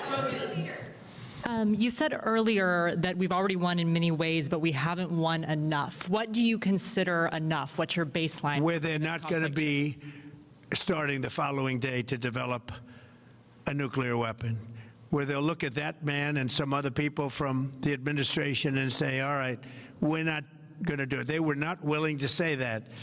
And when Steve called up and he said that to me, I said, well, here we go. Let's do it the hard way. But the hard way, I think, is probably the easy way. When basically I can see that they will no longer have any capacity whatsoever for a very long period of time of developing weaponry that could be used against the United States, Israel, or any of our allies. We have great allies in the Middle East, great countries that are allies. And they were staying out of it until they got hit. Someday they'll have to do a story. Why did he do that? Why did they do that? But they were going to hit them. If I didn't hit them first, they were going to hit our allies first. I believe, upon information and belief, but I believe that he was going to, they were going to take over the Middle East. They were looking to take over the Middle East. Now, had Operation Midnight Hammer not taken place, that was definite, because they would have had a nuclear weapon within a matter of weeks. But that took place. That was a setback. But look at the number of missiles they were able to buy and make over the last 6 months. And those missiles were aimed at various countries. And when you look at over 1,000 missiles shot at like UAE, they were looking to take over the Middle East. We got there first. We're lucky. I'll tell you what, the Middle East and those countries, very rich countries, are very lucky that I was president instead of somebody else. Mr. President, are there any points of disagreement between yourself and your vice president when it comes to U.S. action in Iran? I don't think so, no. No, we get along very well on this. He was, I would say, philosophically a little bit different than me. I think he was maybe less enthusiastic about going, but he was quite enthusiastic. But I felt it was something we had to do. I didn't feel we had a choice. If we didn't do it, they would have done it to us. I felt, based on the negotiations that were being had by Steve Witkoff and Jared Kushner and Marco and Pete, and everybody was involved, I felt that they were looking to tap us along before they hit, and I thought they were going to hit. And if they hit us first, that would have been a very bad thing. In the back, please, in the back. Sir, you said you're considering seizing the Strait of Hormuz. Is there a timeline for that? About the Strait, you mean? Yeah. Yeah, well, I want to keep it open. I want to keep it good. You know, it doesn't pertain to us so much as it does to China. We're really helping China here and other countries, because they get a lot of their energy from the Straits. But, hey, look, we have a good relationship with China. It's my honor to do it. Yeah. Supreme Leader, you have called him an unacceptable choice. So does he have a target on his back? And how can you say... I don't want to say whether or not he does, because that would be inappropriate. But, hey, look, I had a target on my back because, as you people wrote pretty well, they caught the assassin that was after me. So we just got them first, but they caught the assassin. They have him now in custody, those after me. So, you know, but people don't like to mention that, but they did catch him. And I'd like to congratulate our military, Secret Service, FBI, all of the people that worked on that, but they did. Yeah, please. The war is almost over, though. Go ahead. No, go ahead, please. Thank you, Mr. President. You promised the Iranian people you would help them, but it sounds like you're willing to end this fight after your military objectives have wrapped up. Isn't that a betrayal of the people? Will I help them? I'd like to, if they can behave. But they've been very menacing. You know, they're great people.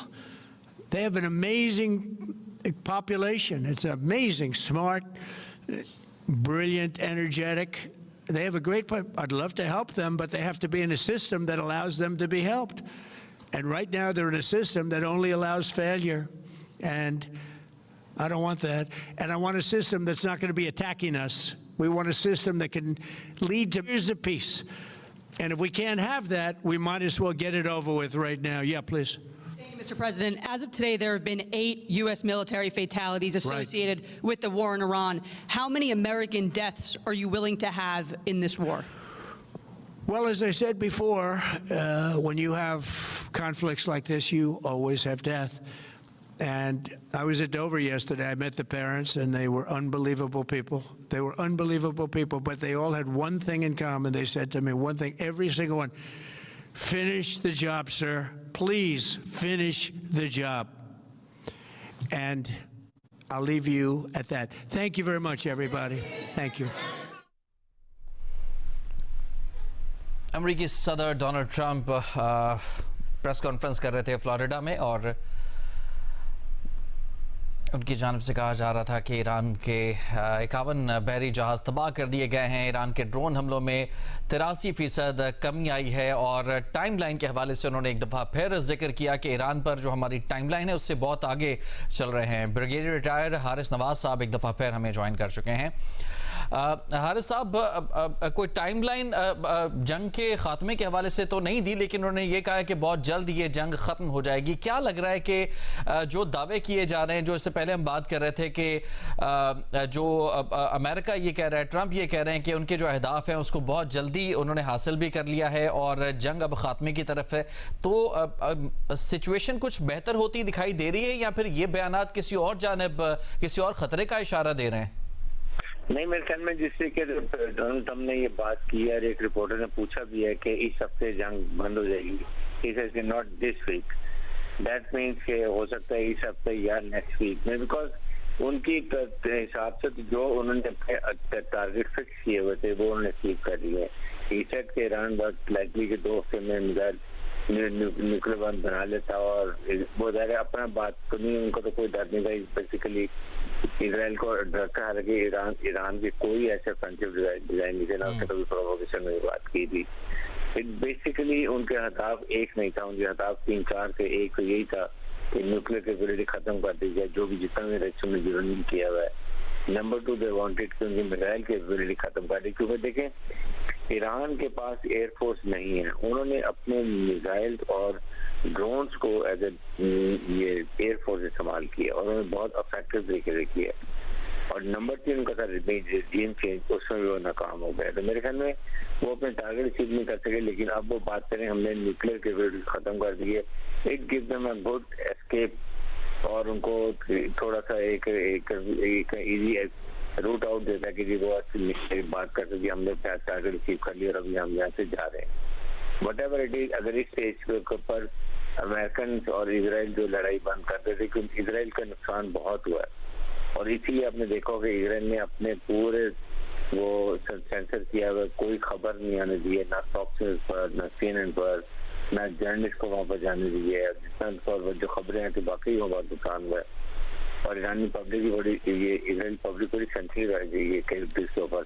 तो मुझे लगता है कि वो अब इस और फिर तो जिस तरीके से स्टेट ऑफ हॉर्मोस में एक क्योस मचा हुआ है और बहुत सब इकोनॉमिक क्राइसिस हुए हैं, एनर्जी क्राइसिस हुए हैं, दुनिया का प्रेशर भी बहुत है और ये गलत फहमी उनकी कि हम जहाज लाएंगे और प्रोटेक्ट के जहाजों को हम निकाल देंगे। ईरानी ने बड़ी तैयारी की हुई है, उनके पास स्पीड बोट्स हैं, उससे उन्होंने मिसाइल फिट किए हुए हैं, मशीन गन फिट किए हुए हैं, उनके बाद माइंस बहुत ज्यादा कैपेबिलिटी बिछाने की, माइन दिखा देंगे 1 साल लगेगा निकालने में, उससे बहुत बड़ा और इकोनॉमिक लॉस होगा।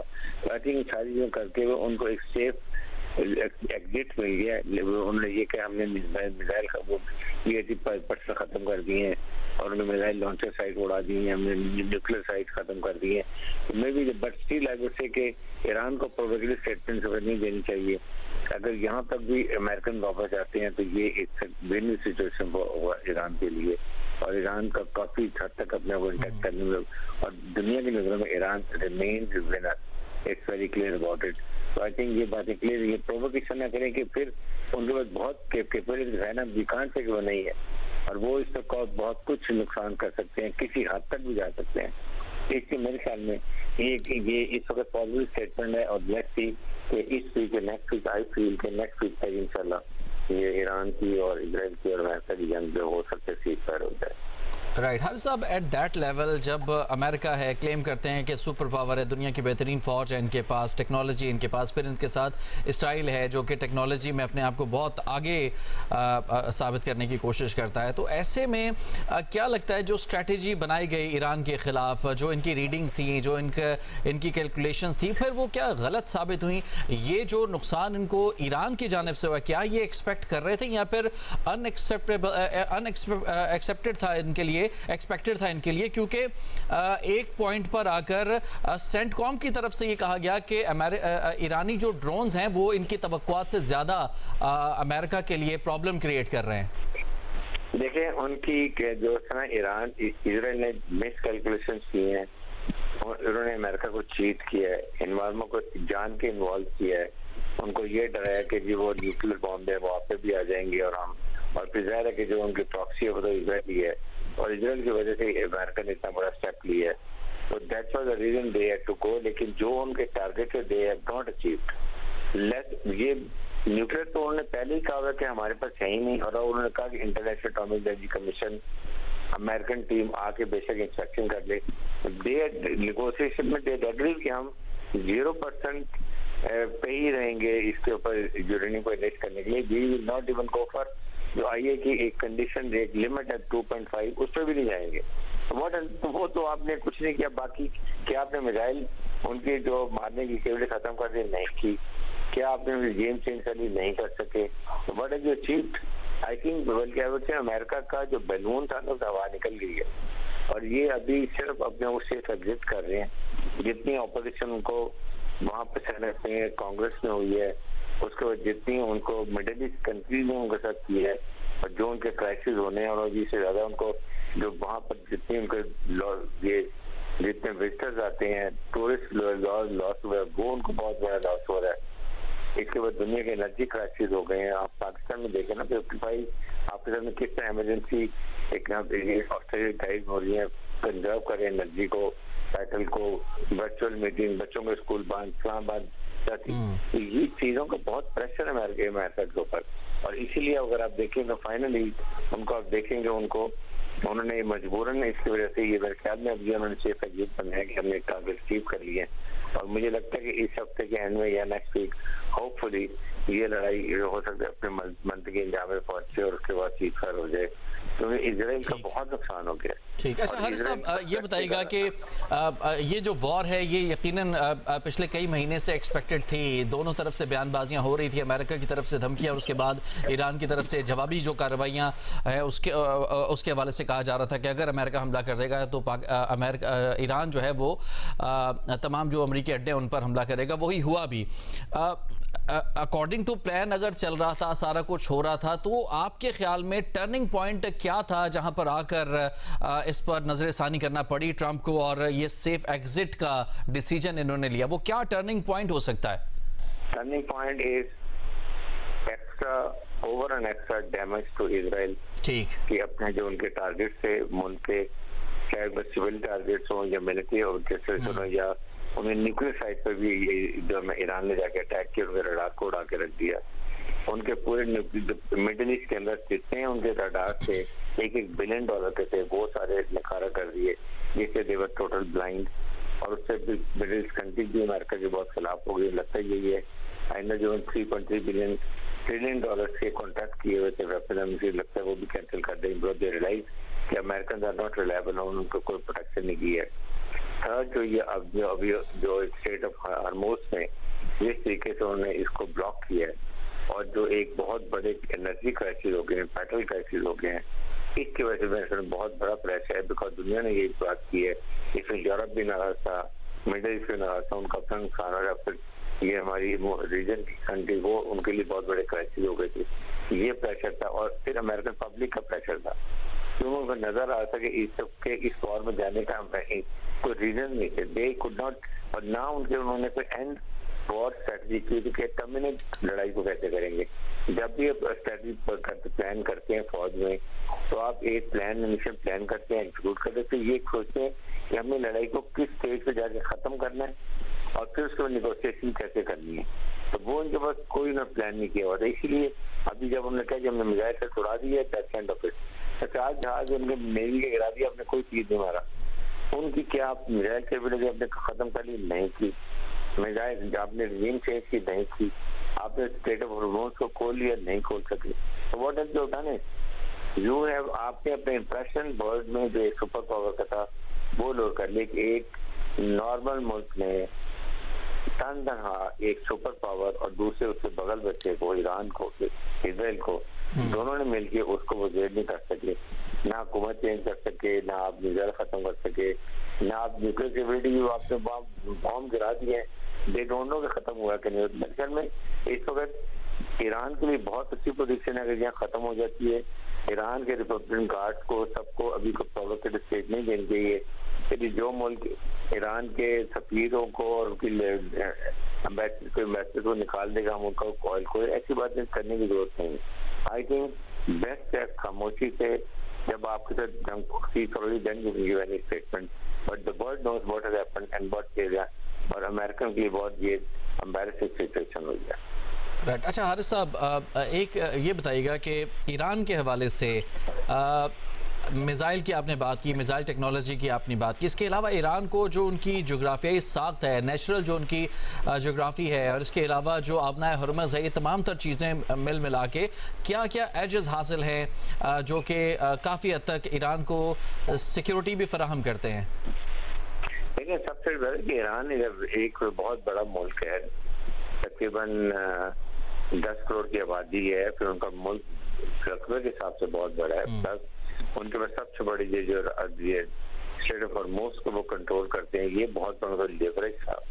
फिर उनको ये पता था कि हमारे पास इजराइल ने और अमेरिका ने हमला करना है, कभी ना कभी हमें ये फेस करना पड़ना है। उन्होंने बहुत सोच समझ के अपने ड्रोन्स बनाए हैं और मिसाइल टेक्नोलॉजी में उसके हाइपरसोनिक, सुपरसोनिक क्रूज मिसाइल बनाए और हजारों की तादाद में बनाए, इतने बनाए कि अभी still they can go for 3-4 months, इतना ज्यादा उनके पास आई। ये गलत बात करें प्रेसिडेंट ट्रम्प, आपने लॉन्चर ठीक है, उन्होंने अंदर ग्राउंड लॉन्चर बनाए हैं, फिर भी इनको पता ही नहीं चल रहा, और वहां से हमारे भी आपने आज आपने देखा इजराइल में कितने उनके मिसाइल गिरे और कितना नुकसान हुआ, कितनी आग लगी थी, तो उन्होंने ब्लैकआउट किया, इसलिए पता नहीं चल रहा। तो मेरे ख्याल में ईरान और फिर उसके बाद उनकी लीडरशिप जो है वो और कौम के साथ रेजिलिएंट कौम है, पूरी कौम खड़ी हो गई है अपने लीडर्स के साथ, फौज के साथ इनका मुकाबला करने के लिए। जब पूरी फौज और अवाम एक हो, यूनाइटेड एज अ नेशन, उस फौज को हराना बड़ा मुश्किल होता है। ठीक, अच्छा हर साहब, आपको क्या लगता है कि ड्यूरिंग दैट वॉर, ये तमाम तर पीरियड के दौरान दुनिया दो हिस्सों में बटी हुई दिखाई दी, लेकिन एक हिस्सा जो कि ख़ास तौर पर मगरबी हिस्सा है, काफ़ी हद तक वो बाइसनेस उनकी जानिब से शो की जाती रही, वन साइडेड उनकी तरफ से जो प्रोपेगेंडा है उसको सपोर्ट करते दिखाई दिए। इस पर आप क्या समझते हैं? देखिए, लेकिन अंदर से they not with them. UK ने अमेरिका का साथ नहीं लिया, उन्होंने कहा कि हम आपको बेसी दे देंगे लेकिन हम अपने साथ लड़ाई में शामिल नहीं होंगे। उनके फॉरेन मिनिस्टर ने बड़ी क्लियर बात की कि we had a very bad experience in Iraq, यहाँ पर मैन नहीं निकले, हमें शामिल किया गया, इसलिए we are not going to support this war. Like वो ग्रीनलैंड की बात कर लें तो पूरा यूरोप इसके खिलाफ था कि कप्तान में मैंने ग्रीनलैंड पे कब्जा कर लिया। आइसलैंड पे एक और प्रॉब्लम चल रही थी, इसलिए दुनिया में इनकी एटीट्यूड अनप्रेडिक्टेबल, अनऑर्थोडॉक्स, और जो है ये कोई सडन चेंज करते हैं, he is not a visionary leader. इन चीजों को देखते हुए ही नीड पॉपुलैरिटी, ये पॉपुलैरिटी के लिए इन्होंने ये बातें की है, इसके वजह से they don't trust him, they don't try. Even French, German, UK जिसमें खास एलाइज होते थे वो भी इनसे दूर हो हट गए हैं। इस वजह से मैं आपसे बात कर रहा हूँ, और जिस कदम एटीट्यूड इन्होंने दिखाया वहाँ जुल्म बरकरार हो गया, उसको कहते हैं मैन ऑफ पीस, तो फिर वहाँ पीस कहाँ किया, और आपने यहाँ पर पीस के अपने 161 स्कूल की गर्ल्स बच्चियां आपने शहीद कर दी, and then you don't have एक इतने गट्स नहीं कि आप ये रिग्रेट करें, आपके नहीं वो ईरान ने अपना मिसाइल वहाँ गिरा दिया। और वो 3-4 रिपोर्टर्स ने इस बात पे क्वेश्चन किए हैं, सेट के नहीं इंक्वायरी हो रही है, टॉमहॉक बड़े मुल्कों के पास भी है, टॉमहॉक किसी को इन्होंने दिए ही नहीं है, even Israel doesn't have Tomahawk missile, how can you say like this? इस स्टेज पे आके वैसी बात अपने इंप्रेशन खराब करते हैं। I think this was reason Europe ने उसका साथ नहीं दिया। ठीक है, आपने मीडिया में उन्होंने सपोर्ट कर दिया होगा, but otherwise they not Sikar. Right, Haris साहब, इन चंद महीनों के दौरान एक ड्यूल पर्सनैलिटी देखी है हमने ट्रम्प की। एक तरफ वो अपने आप को, जैसा कि आपने बताया कि नोबेल पीस अवार्ड के लिए सबसे बेस्ट नॉमिनी अपने आप को जो है वो करार दे रहे हैं, दूसरी जानिब फिर ईरान पर इस तरीके से जंग जहां पर निहत्ते बच्चों को शहीद किया गया है, और ये तमाम तर मामला। आप मौजूद रहिएगा हमारे साथ, रजीम चेंज के हवाले से ज़रा आपसे हम गुफ्तगू करेंगे। फ़िलहाल हमारे वो नाजरीन जिन्होंने हमें अभी ज्वाइन किया, इनको बताते चलें कि अमेरिकी सदर डोनाल्ड ट्रंप, जिन्होंने रिपब्लिकन कॉन्फ्रेंस से फ्लोरिडा में खिताब किया और उसके बाद उन्होंने प्रेस कॉन्फ्रेंस की है, उन्होंने कहा कि ईरान जंग जल्द ख़त्म होने वाली है। ट्रंप का ये बड़ा इंपॉर्टेंट बयान सामने आया जिसमें उन्होंने कहा कि बहुत जल्द ये जंग ख़त्म होने वाली है, ईरान के खिलाफ जंग हम तकरीबन जीत चुके हैं। सवाल पर कि क्या इस हफ्ते ईरान जंग ख़त्म हो जाएगी, ट्रंप ने कहा कि नहीं, इस हफ्ते नहीं, लेकिन ईरान पर हम अपनी इब्तदाई टाइमलाइन से बहुत आगे चल रहे हैं। याद रहे कि इससे पहले ट्रंप का जो बयान सामने आया था, उन्होंने कहा था कि तकरीबन 4 से 5 हफ्ते ये जंग जारी रह सकती है। उसी हवाले से उन्होंने कहा कि जो हमारी इब्तदाई टाइमलाइन थी उससे हम बहुत आगे चल रहे हैं। ईरान की ड्रोन मैन्युफैक्चरिंग को निशाना बनाना शुरू कर दिया गया है। उन्होंने दावा भी किया कि ईरान के 51 बहरी जहाज तबाह किए गए हैं। ईरान के ड्रोन हमलों में तकरीबन 83% कमी आई है, ये दावा भी किया गया ट्रंप की जानिब से। और उन्होंने कहा कि ईरान ने ऑयल सप्लाई को नुकसान पहुंचाया तो हम सख्त हमले करेंगे। हम तेल से मुतालिक कुछ पाबंदियों को उठा रहे हैं ताकि कीमतें कम हो सकें। ईरान पर हमले से पहले मालूम था कि तेल और गैस की कीमतें बढ़ेंगी। तेल की कीमतों में जो इजाफा है, उन्होंने कहा कि ये तवक्को से कम हुआ है। क्या उनका कहना था, आपको सुनवाते हैं एक दफा फिर। Most of Iran's naval power has been sunk. It's on the bottom of the sea. I think it's almost 50 ships. I was just notified it's 51 ships. I didn't know they had that many. Didn't last very long. And these are fighting vessels. They're meant to fight, but they're not meant to fight against us. We continue to target Iran's drone and missile capabilities. Their drones are way down. Their drone manufacturing's been hit starting today. We know all of the places they manufacture the drones, and they're being hit one after another. Their missile capability is down to about 10%, maybe less. We're also hitting where they make missiles and where they deliver missiles. We've struck over 5,000 targets to date, some of them very major targets, and we've left some of the most important targets for later in case we need to do it. If we hit them, it's going to take many years for them to be rebuilt, having to do with electricity production and many other things. So we're not looking to do that if we don't have to. But they're the kind of things that are very easy to hit, but very devastating if they are hit. We are waiting to see what happens before we hit them. We could take them all out in one day, but it's all resulting in a 90% decline in various things, but in particular, Iranian missile launchers and 83% drop in drone launchers. As you know, the drone launchers are pretty well shot, but we're at over 90% decline in the Iranian missile launchers, which is very hard to reproduce and very hard to get. And usually what we were able to do through great equipment and a lot of smart people, as soon as they sent a missile up from a launcher, we were able to knock out that launcher within a period of 5 minutes or less, accurately right on the noggin.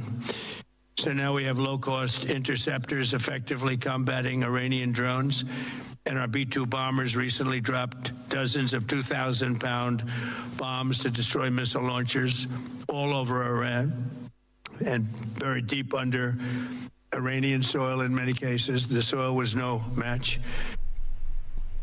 तो ये अदाद शुमार जो कि अमरीकी सदर Donald Trump की जानिब से बताए गए और जो दावे किए गए हैं, ऑन ग्राउंड क्या सूरत हाल है और ऑन पेपर जो ये दावे किए जा रहे हैं, इनमें खासा अपेरेंटली फ़र्क भी दिखाई देता है। इसी पर हम बात कर रहे हैं। सीनियर दिफाई तज्ज़ियाकार ब्रिगेडियर रिटायर्ड हारिस नवाज साहब इस वक्त हमारे साथ मौजूद हैं। हारिस साहब, रजीम चेंज के हवाले से बात की जा रही थी कि अमेरिका का जो मेन फोकस है वो रजीम चेंज पर हो सकता है, लेकिन जैसा कि ईरानी अवाम को उन्होंने बार बार मुखातब किया और इस रजीम के हवाले से ईरान की क़यादत के ख़िलाफ़ करने की उनकी जानिब से कोशिश की गई। उसके बाद फिर आयतुल्लाह ख़ामनाई की शहादत, और उसके बाद शायद ये एक्सपेक्ट किया जा रहा था इनकी जानिब से कि वेनेज़ुएला फार्मूला अप्लाई किया जाएगा, अपनी मर्ज़ी की क़यादत ईरान में तैनात की जाएगी, उसके बाद ईरान अपने हाथ में लिया जाएगा। लेकिन मुश्तबा ख़ामनाई की नामजदगी के बाद ये जो रजीम चेंज का ऑप्शन है ये तो फिर ज़ाइल होता ही दिखाई दिया, और इस चीज़ को शायद इन्होंने एक्सेप्ट भी किया कि ये अब नहीं हो पाएगा इनसे। देखें, Iran is not Venezuela. Iran is a very strong military power, और पाकिस्तान के खिलाफ जो है, जो ईरानी रिपब्लिकन गार्ड्स का कोर है, they are very hardliners, और ये directly under the supreme leader के अंडर में है। और आज स्टेटमेंट उन्हीं की तरफ आई हरमोज के लिए कि जो ईरान के एम्बेसडर्स को और उनके लोगों को निकालेंगे तो वो उनको हम वहाँ से उस कंट्री के और इशारे देंगे। अब इसे देखें हाउ मच दे कॉन्फिडेंट। और रजीम चेंज मतलब आपके जो टारगेट है वो आप नहीं करते, आप 3-4 टारगेट हो ना, मिसाइल कैपेबिलिटी खत्म, ये न्यूक्लियर कैपेबिलिटी खत्म करना, मिसाइल केवल खत्म करना और रिजीम चेंज करना।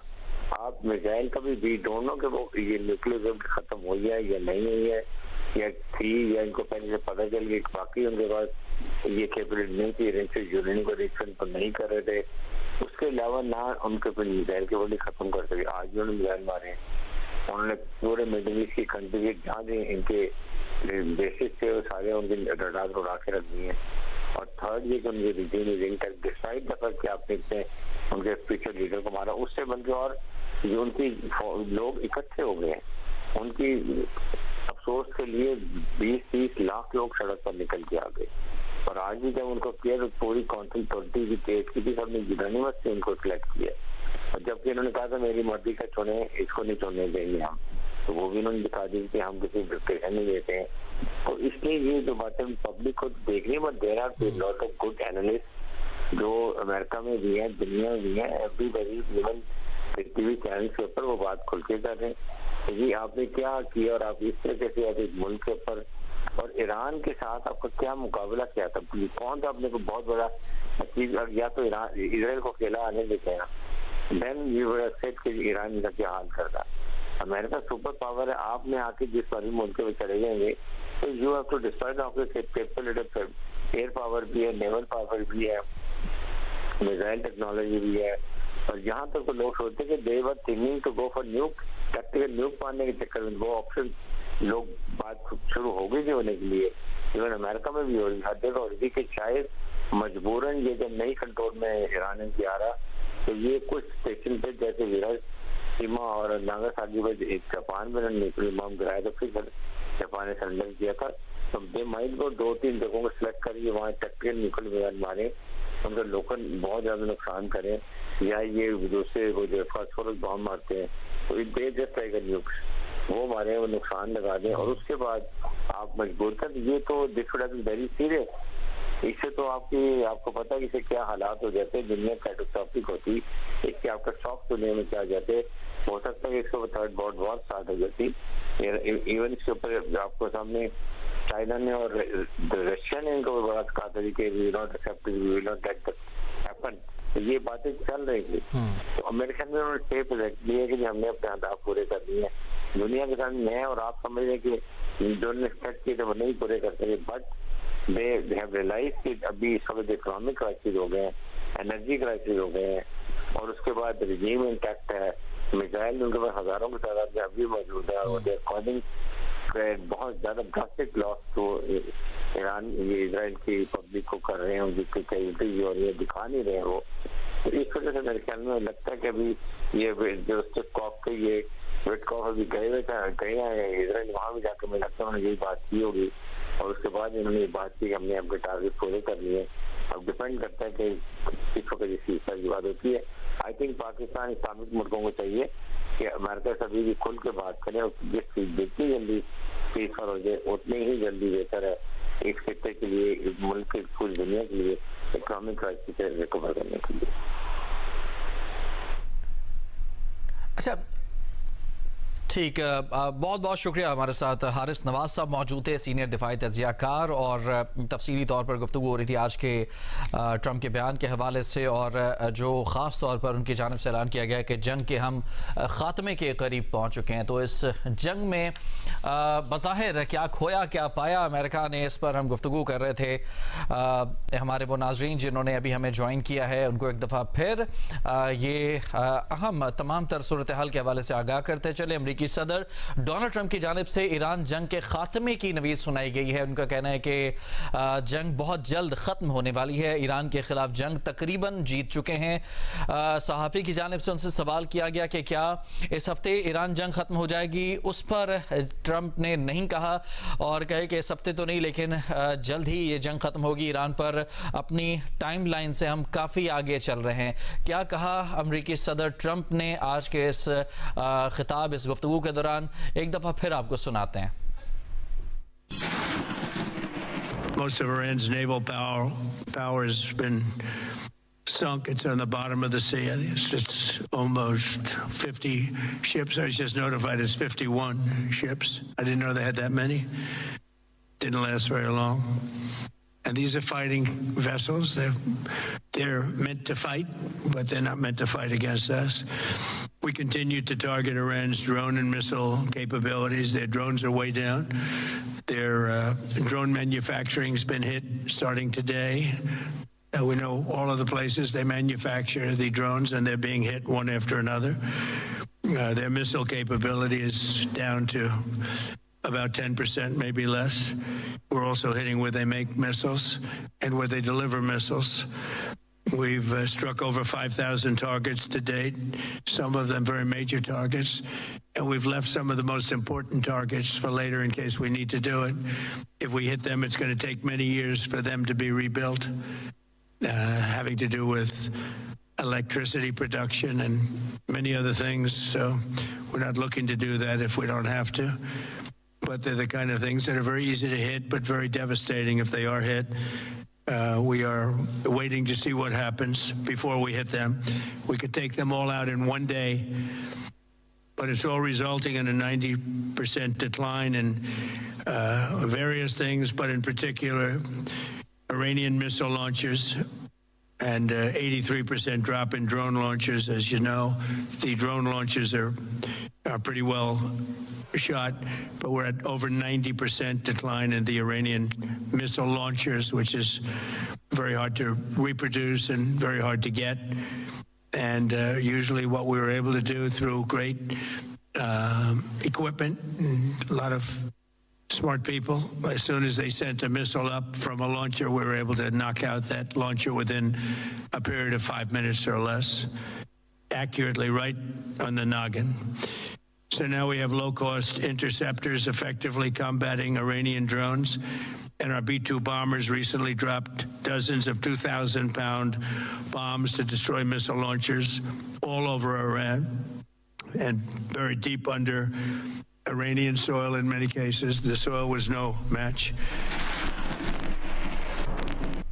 एक जानिब अमरीकी सदर डोनाल्ड ट्रंप जिन्होंने रिपब्लिकन कॉन्फ्रेंस से खिताब करते हुए इदाद शुमार गिनवाएं कि उनकी जानिब से जो टारगेट्स थे उनको तकरीबन अचीव किया जा चुका है और बहुत तेज़ी से अपनी जो टाइमलाइन है उसको अबूर करते हुए अपने अहदाफ हासिल किए गए हैं। तो दूसरी जानिब ईरानी पासदारान इनकलाब का एक दो टोक बयान भी इसी दौरान सामने आया, जिसमें कहा गया है कि जो मुल्क इसराइली और अमरीकी सफ़ीरों को निकालेगा वो आबना हुर्मुज़ को इस्तेमाल कर सकता है। उन ममालिक को कल से ही आबना हुर्मुज़ से गुजरने की मुकम्मल आज़ादी हासिल होगी। ये बयान अहम सामने आया ईरानी पासदारान इनकलाब का।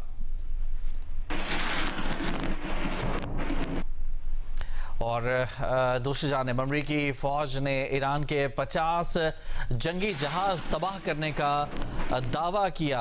अमरीकी फ़ौज ने ईरान के 50 जंगी जहाज़ तबाह किए या उन्हें नुकसान पहुंचाया है। अमरीकी सेंट्रल कमांड की जानिब से ये दावा किया गया है। कहा कि अमरीकी फ़ौज ने ईरान में 5000 अहदाफ को निशाना बनाया है। अमरीकी सेंटकॉम की जानिब से ये दावा सामने आया है कि उनकी जानिब से ईरान के 50 जंगी जहाज़ तबाह किए गए या फिर उन्हें नुकसान पहुंचाया गया है। और अमरीकी सेंट्रल कमांड ने यह भी कहा है कि 5000 के करीब अहदाफ हैं ईरान में जिन्हें अमरीका की जानिब से निशाना बनाया गया है।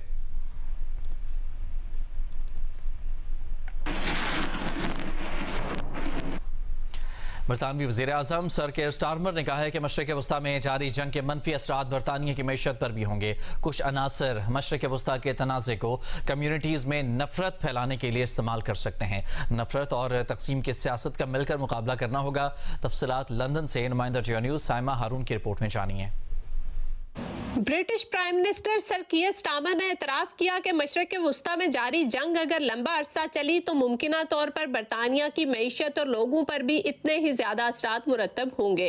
ताहम हुकूमत किसी भी नागहानी माशी सूरत हाल से निपटने के लिए काम कर रही है। लंदन के कम्युनिटी सेंटर के दौरे में खिताब के दौरान उनका कहना था कि हुकूमत का काम इन चैलेंजेस से निपटने के लिए पेशगी इक़दाम करना है। रोज़मर्रा के अखराजात में मुमकिना होशरुबा इजाफे पर आवाम की तशवीश से आगाह है। ताहम इस मर्तबा हुकूमत 2022 हाजिर होंगे ब्रेक के बाद। लजीजा कुल्फा दूध में पकाया, ब्लेंड किया और फ्रीजर में जमाया। बहुत टेस्टी है। कहाँ से मंगवाया? घर में बनाया। लजीजा कुल्फा घर में बनाए, प्यार जमाए। हर सहरी टेबल पे है उस खास लम्हे का इंतजार, क्योंकि सहरी पूरी कहाँ होती है खास चाय के बगैर। एवरीडे की चाय सुकून आ जाए। From Nestle.